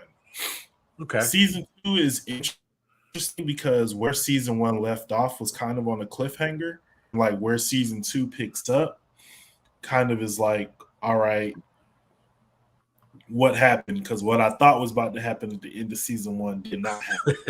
Obviously, the show is called Quantum Leap, so he's still leaping, and we just got to figure out, you know, what the main story is. But there's kind of this like overarching story, and you kind of get to, you know, it's actually like a lot more emotional investment because instead of it just being the two main characters in the original series, there's like a whole team of characters who you go through the season with while still doing the leap. So I definitely think in terms of like reboots is a really smart idea to kind of expand on it and not just do it exactly the same way again. So instead of having this team that's working back at the, I guess, our time or the current time or the modern time, instead of having just the one guy and Ziggy pop up, he's got a whole team he's talking with. Well, no, he's only talking to one person. Okay. And so in the original show, so not in the original show, in this show, he's a scientist. His girlfriend, fiance, is like a soldier. She's supposed to be the one that leaps. And then for some inexplicable reason, he goes into the accelerator without, not inexplicable, but inexplicable to the cast and to the viewer at the time he does. He goes into the accelerator without anybody like knowing why or anything like that. So she is his hologram through season 1. And she comes out of she comes out of like the hologram portion where she can see what's going on in the leap. She comes out of it and there's a whole team. So there's Ernie Hudson who like leads the division. And there's like the hacker guy, the security like lady, and then so they're dealing with the bureaucracy of like they want to shut the Quantum Leap program down, you know, like all that jazz that they always have to deal with in shows like that. Right. And then they're trying to figure out why he did it. So they're uncovering a plot, and so she's the only one that goes like back and forth, and he doesn't get like other people can enter the simulation, but generally it's just his fiance like walking him through everything and helping him kind of uncover the reason he's there, to like who he's there to help and what's going to help him like leap to the next leap. So definitely recommend that. I've been watching The Irrational with Jesse Martin. Now, AKA who Batman should be if he actually cared about people, just didn't want to beat people up. You know what? Batman been catching a lot of flack. Like, I mean, granted, it's all like deserved, but I've just been noticing lately, just in a general sense, in a lot of media, Batman seems to be catching a lot of flack. Like people starting to like kind of. As a Superman fan, I know you love it. I mean, you know, it's like finally get off my boy for a little bit. Well, the funny part is, it's like, you know, this prep time I did, and like, you know, a lot of the Batman fans, because what's always been interesting to me is if I have on a Superman shirt, if I go somewhere and people see like my Superman gear, whatever, they're like, "Oh, you like Superman? Yeah, Batman's my favorite." It's never like, "Oh, cool, you like Superman. Oh, I like Batman," and that be it. They'd be like, "Oh yeah, I like Batman." Like, okay, good for you. You know, Batman can beat Superman. Okay, tell me you've never read a comic book, and let's stop this conversation before it starts. But okay, cool, yeah. Which comic was that? They're like, yeah, it was in that movie. Okay, we're done. You know what I'm saying? Like, okay, we're done. But it's just in general the fact that a lot of people are starting to recognize a lot of the flaws of this character as a whole. You know what I'm saying? And outside of like, oh, I could, you know, a person could actually be Batman, I suppose, if you were rich and you did nothing with your life for a number of years, but learned how to fight, only to come back and do nothing with your life, but continue fighting instead of actually dealing with any of the trauma, not being as wrecked and as damaged as a lot of the criminals. But I'm listening to this podcast. So I've gotten into it. They're kind of like audiobooks, but not audiobooks. They're like audio dramas is what they're called. And I've been listening to a lot of audio dramas lately. I did one for Flash, Escape the Mystery Circus. Oh, no, Escape the Midnight Circus. And that was a pretty cool little story to have like a Flash story to get something else about the character other than like run fast and fuck up the timeline. Of course, the story is about him running fast and fucking up a timeline. but he gets there and loses his powers immediately. So it's a cool story. I'm listening to one now called Batman Stained Air, and it's a story kind of revolves around Jason Todd and this guy named the Executioner, and they pull a lot of familiar characters. It's not a DC or Warner Brothers sponsored one. This is just fan fiction, but it's written very, very well. And then, of course, there was the Batman Audio Adventures, which was actually sponsored by HBO, and just like a lot of dissecting of the character has been taking place. And even on what was it, the Harley Quinn show, you know, they went in there and they tackled it, and they did a little breakdown of the character and just kind of showed some of the flaws. Of course, him and Gordon. I mean, that show kind of picked apart everybody. They made Bane a little bit of a joke character, but for the most part, they've done a really good job lately of just like kind of analyzing and picking apart a lot of the problems and issues with Batman. You know what I'm saying? And I think that's one of the reasons a lot of people like the story Red Hood. Whether you read that comic or watch that movie, I think the animated movie came first, but you know the comic came shortly thereafter. You know, because this is a story where Batman screws up, and because of this, like, it's bad enough Barbara Gordon's been paralyzed as a result of the actions of the Joker, which they had canon and then took out of the canon because it was in a separate story, but they've now written it back into the canon because that's how she became Oracle. So it's, you know, it goes back and forth with that bit. But you take that along with all of the other people that the Joker has killed. And of course, Batman is like, but I can save him. He just needs help. And, you know, it's like, I was actually having a conversation. I was like, you know what? Why can't they ever convict none of these people? Like, how does Gotham not have capital punishment? Insanity. I mean, but at some point, you have to understand that like his insanity goes beyond. Like it's nah. I'm not letting the Joker get off with insanity. He's still getting a chair, and we being done with that. I mean, that's what I'm going to do it. But it's also kind of like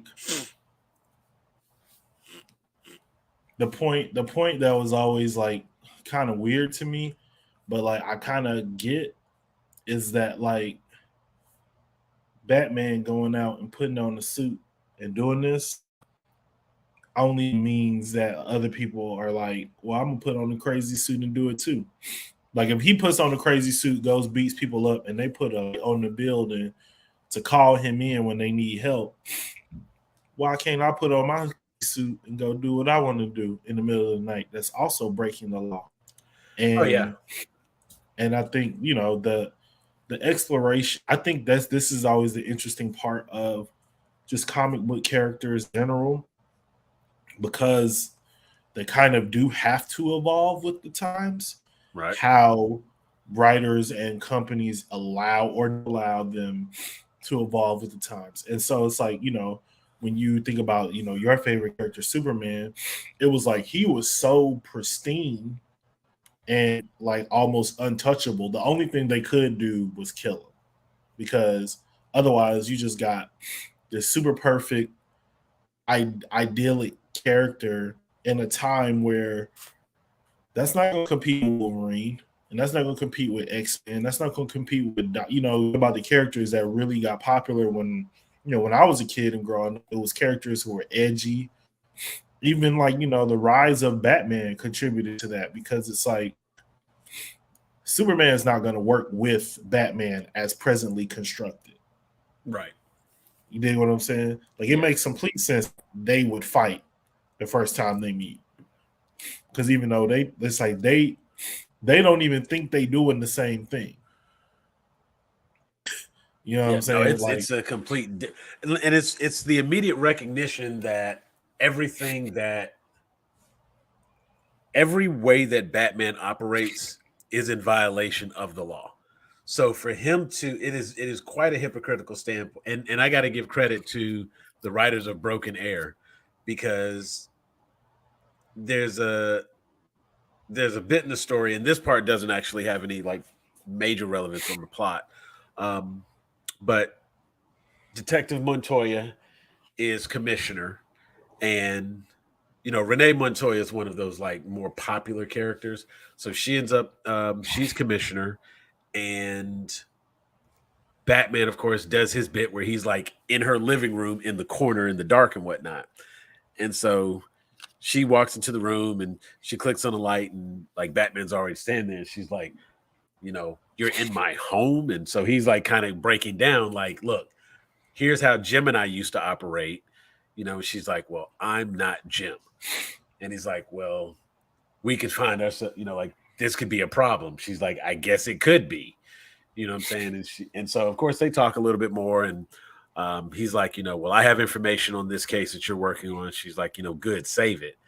And he's like, well, this information can help you. She's like, don't you realize that if we take the information you've provided, that corrupts this case? Da da da da da. And she was like, and then he says something's like, I'm trying to help.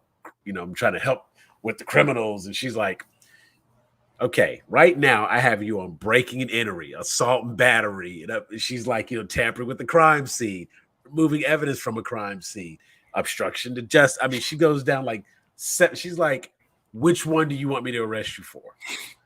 Yeah. So she want to know with the criminals. Let's get one off the street tonight. Right. You know what I'm saying? And so he's like, but I'm helping people. She's like, are you? Are you helping people? You've been doing this for a while now, and I keep seeing bodies. The Joker has escaped again. When are you going to do something about that? And I was like, yeah.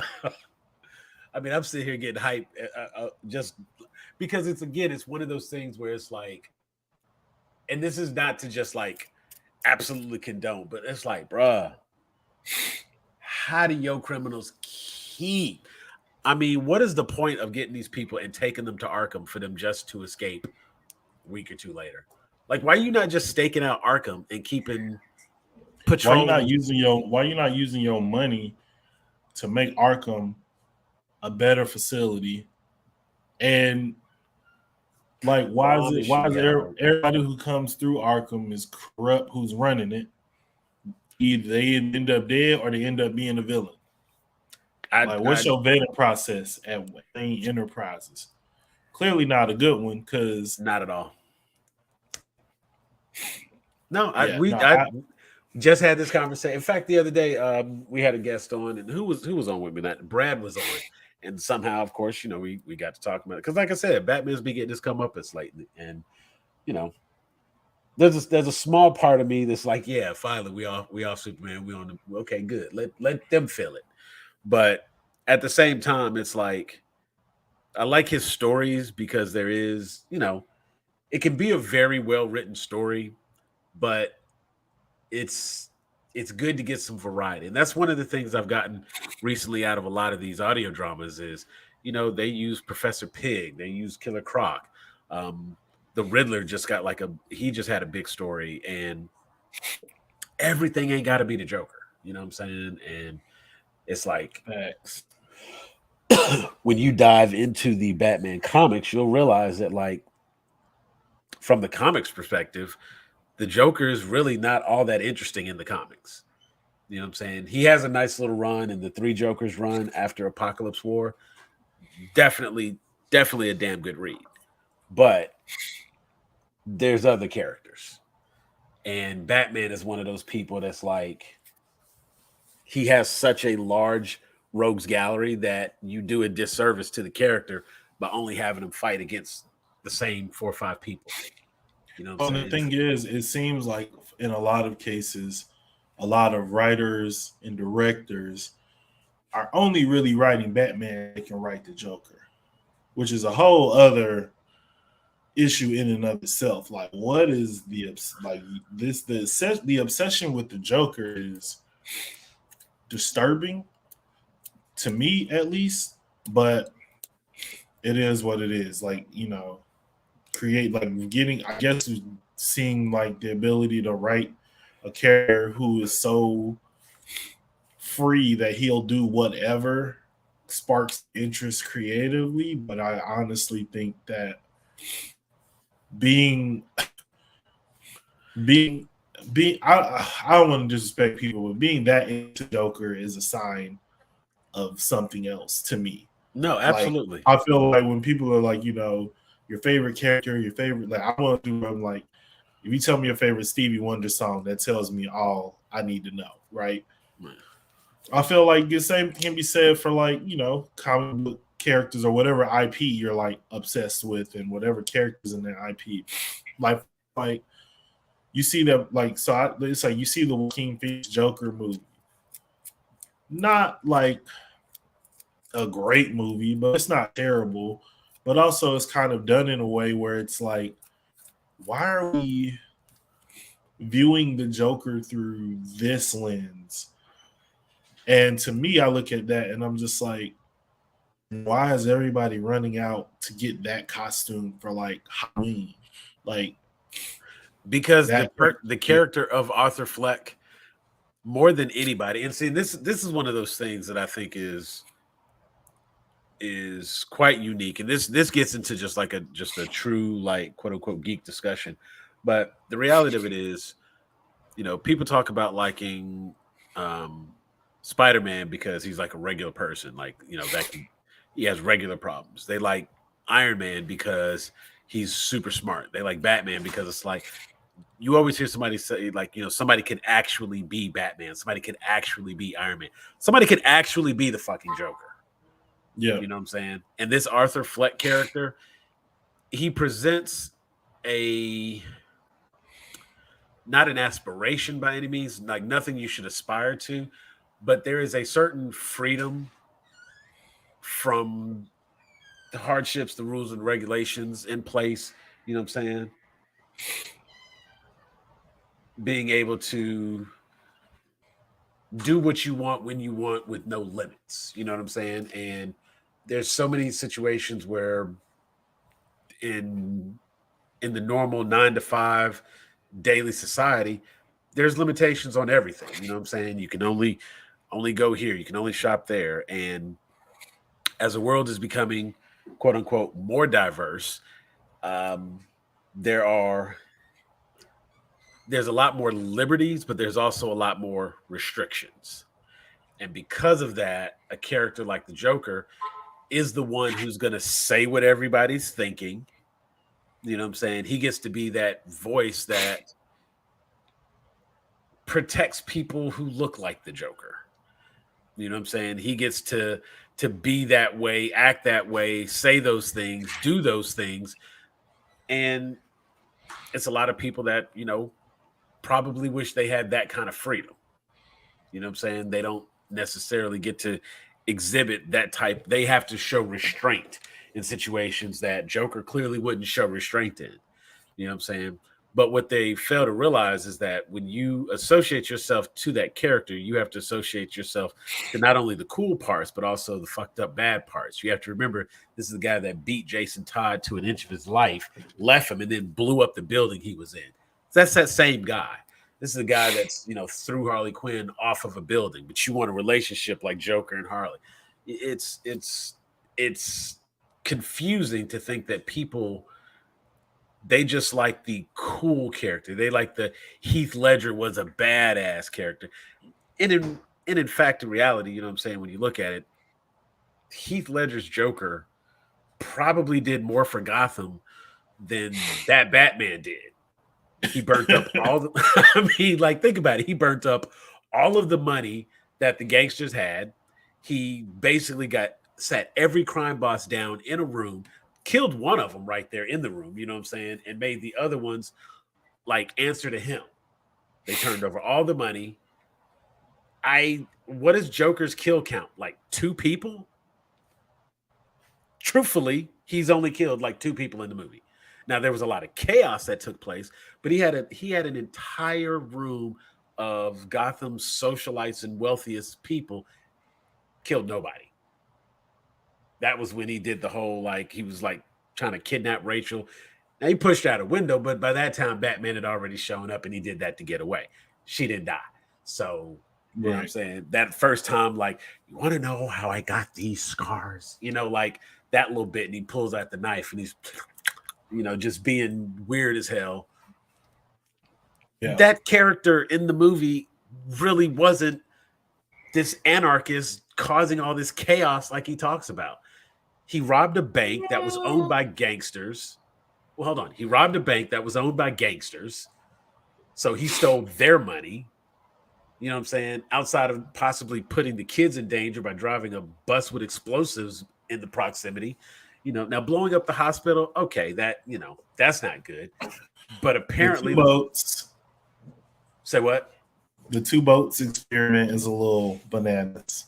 It's a little bananas, but it's also one of those things where it's like, okay, I'm one of those optimistic people that I believe that for the most part, people are good.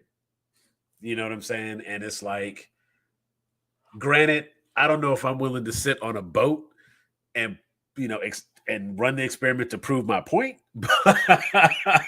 But you know what I'm saying? It's like, ultimately, neither boat blew up.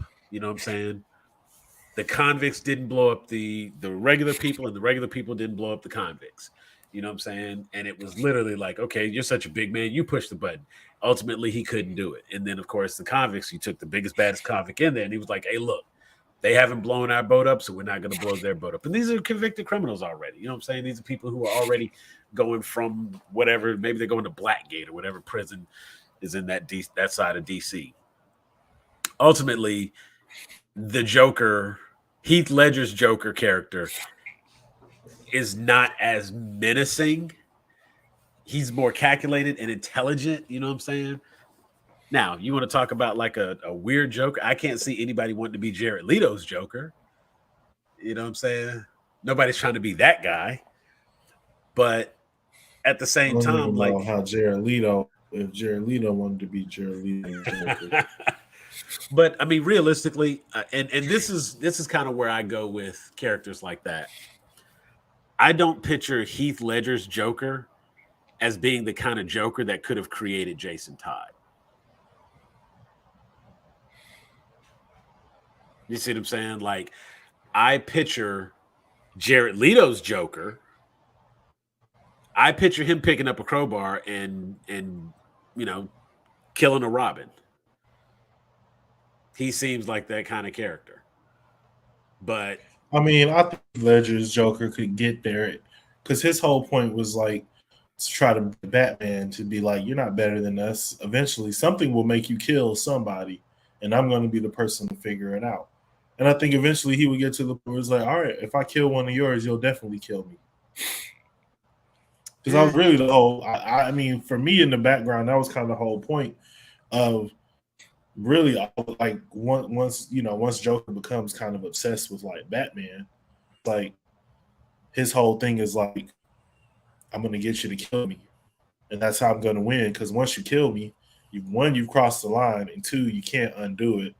And 3, like, you can't like fix it because I'm dead. And I'd rather be dead knowing that you're the one who killed me. I was the one that pushed you. Yeah.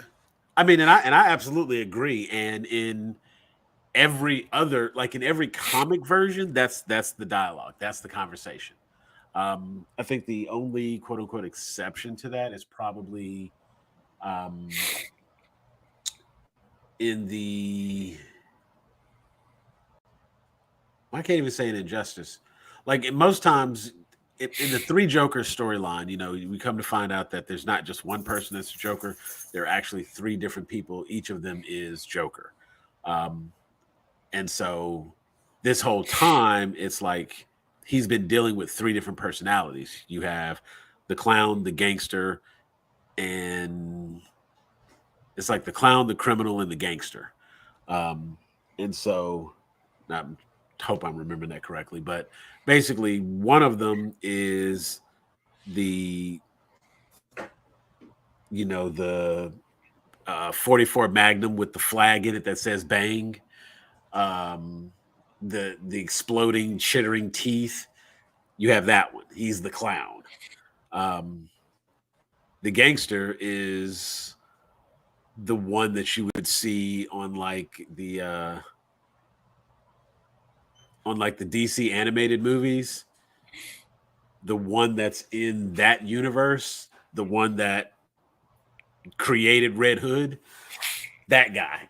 That's the gangster. So of course he's the one that's like trying to get money, trying to rule some stuff, and just has like this weird sense of humor. You know what I'm saying? Then like even one from like Batman the animated series, you know what I'm saying? Like he would probably fall as the clown.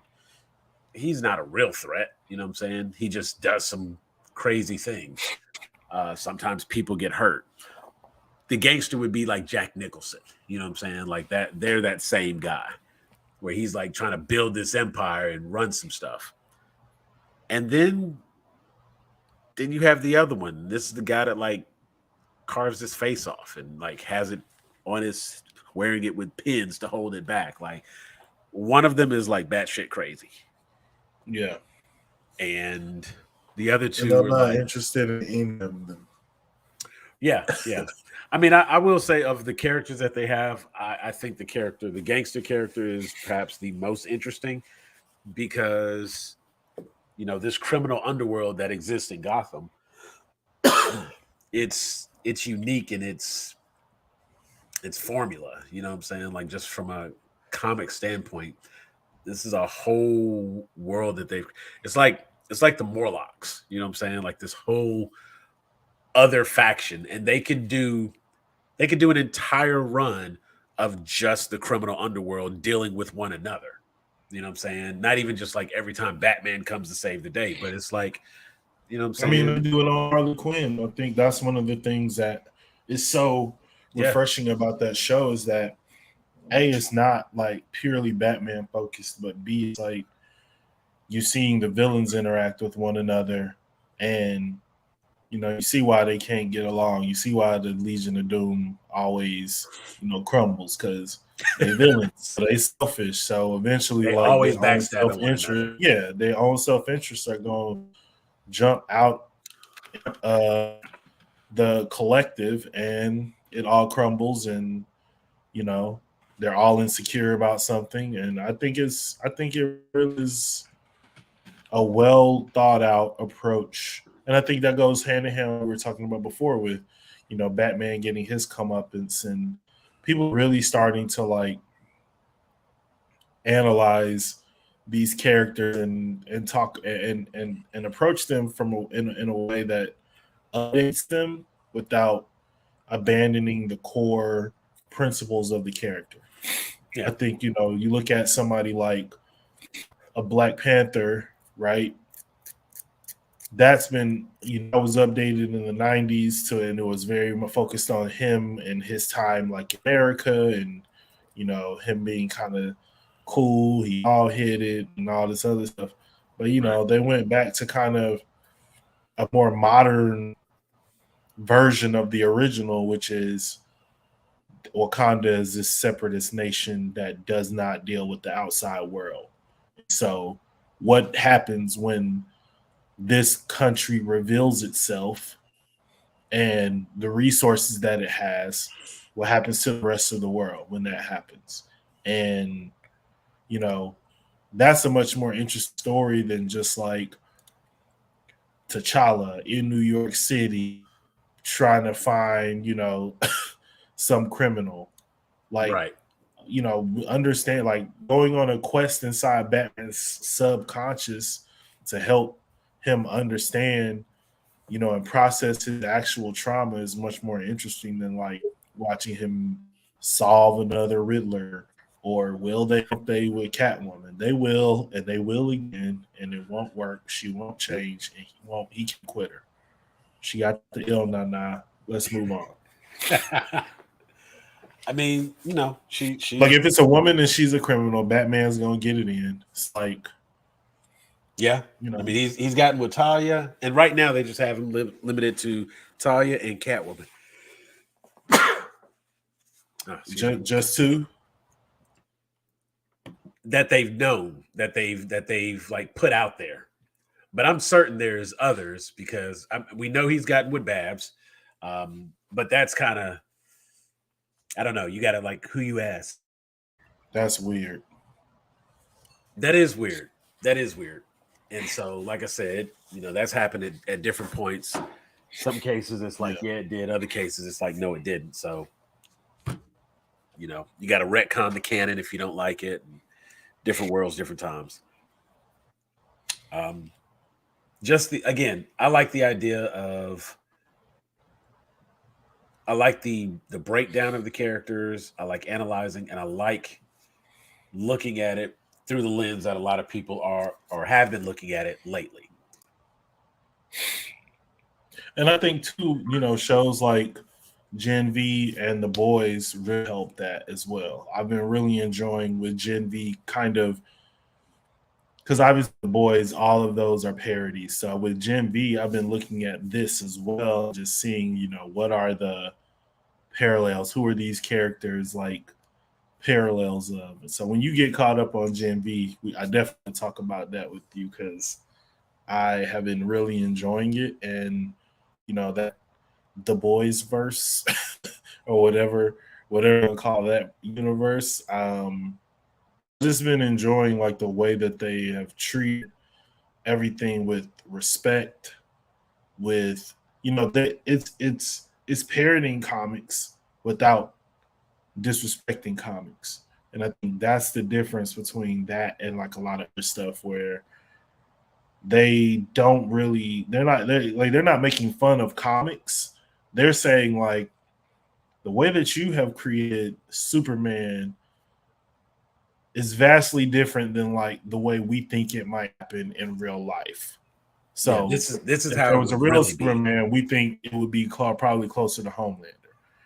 Instead of, you know, if there really was a school for gifted children, we think it probably would be more like this. Maybe have some more nefarious stuff going on, a lot more infighting, some sort of crazy you would have person running school, not just like, to me, my X-Men. The Weapon X program would be under the building of the Xavier School. Right. Yeah. And I can definitely see the reality of it like that. The last episode, let's see. I feel like I might only be like maybe 2 episodes. Last episode I saw let's see. Little Cricket got her memory back. She went to go see the brother.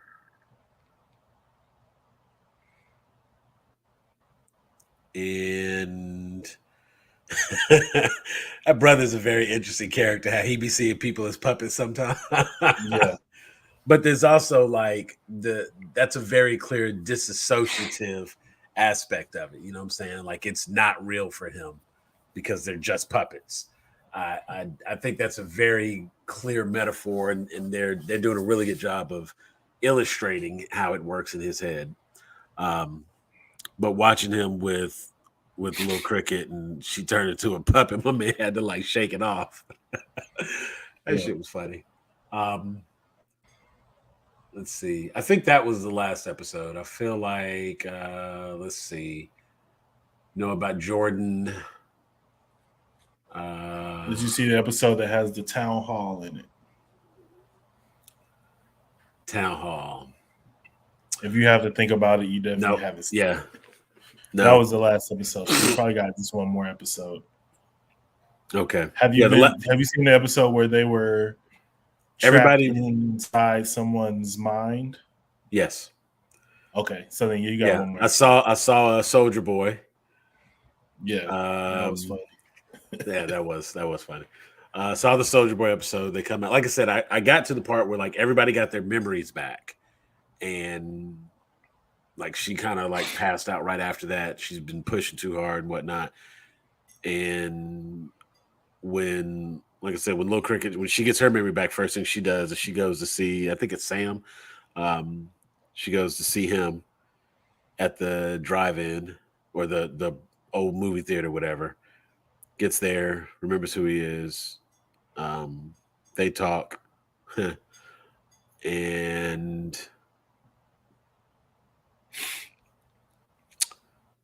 they come back. They realize that the teacher is not the teacher, but the dean, the new dean. She's the one that's responsible for everything. Like I'm not sitting at my computer. I can just pull up Prom and see how many episodes I got. Would have been the quick way. But that would have been fun. But yeah, I'm either way. I am very close to being caught up, and so as that season comes to a close, we can definitely do a full season special, highlight a couple episodes.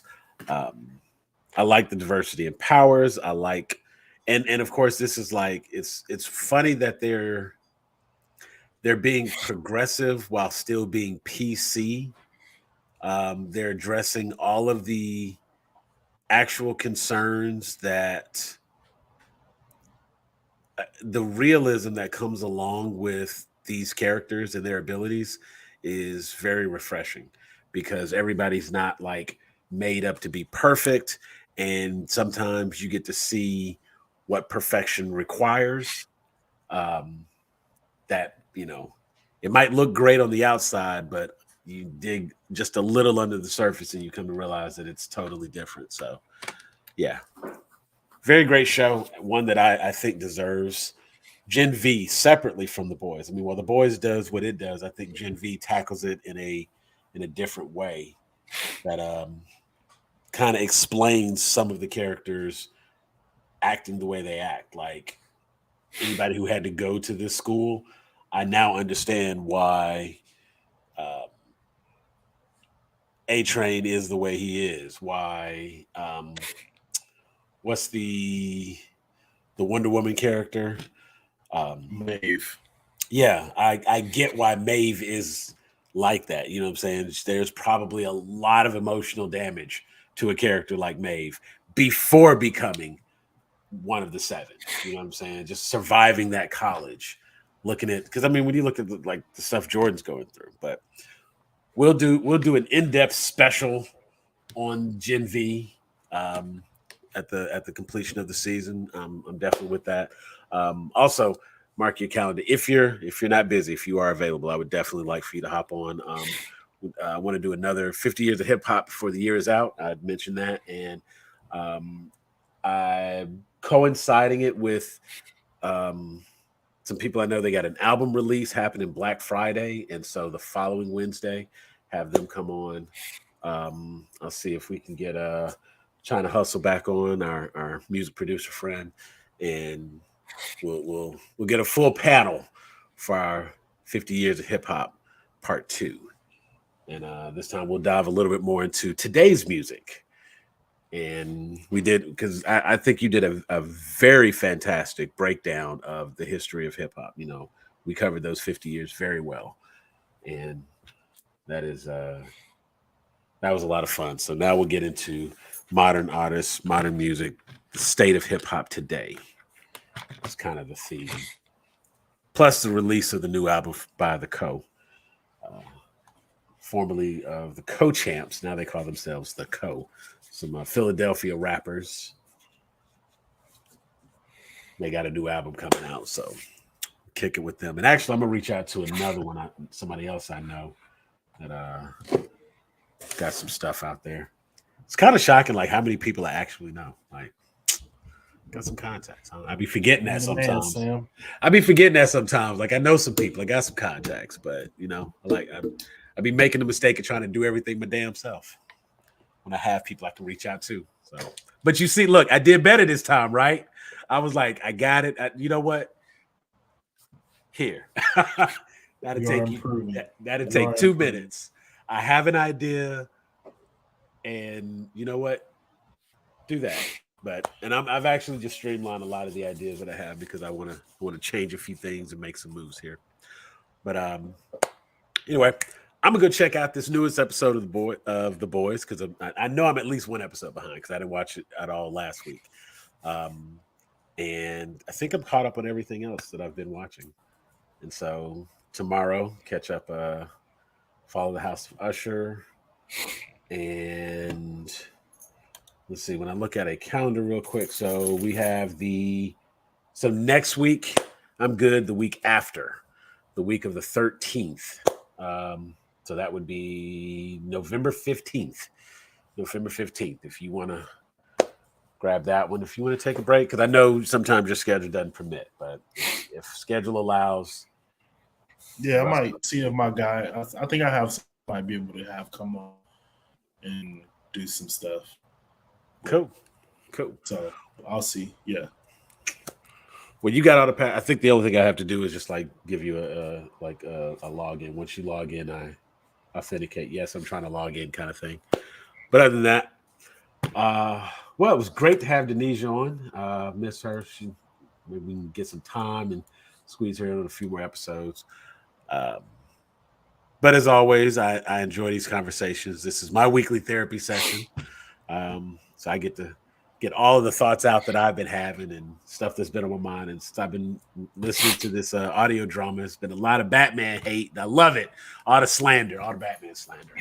But it's not just hate for the sake of hate. It's people pointing out the flaws. And I think that's important. Got a chance to watch a lot of good TV, watch some good movies. Any recommendations you have other than The Boys? Anything? Quantum Leap. Quantum Leap, The Irrational. I definitely recommend that if you like procedurals. Anybody who grew up watching TV with their grandma. Oh yeah, so all the Matlock and okay. Yeah. Okay. Yeah, he's a behavioral psychologist though. So he consults with it's like psych but serious. Well, you got my attention just from that. Like not like psych because he's not a psychic, but he like reads situations and no, like the observing the scene and drawing up conclusions from that. No, like I said, you got my attention from that. So a serious version of Psych. I would have checked that. The Irrational. Yeah, it comes on NBC. Every time I saw that, he's hosting a game show right now. Also, right? Oh, Jesse Martin. Yeah.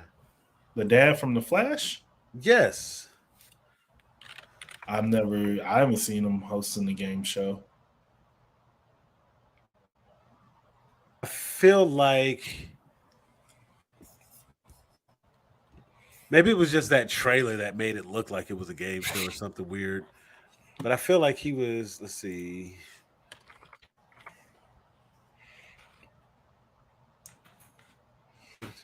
Game show. Nope. Okay. Maybe it was, like I said, maybe it was just that trailer.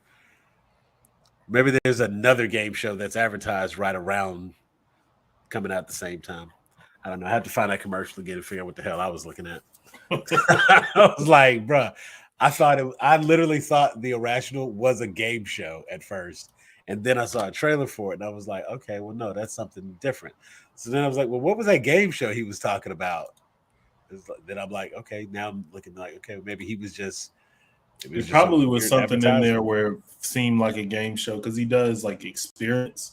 So kind of part of the procedural process is something.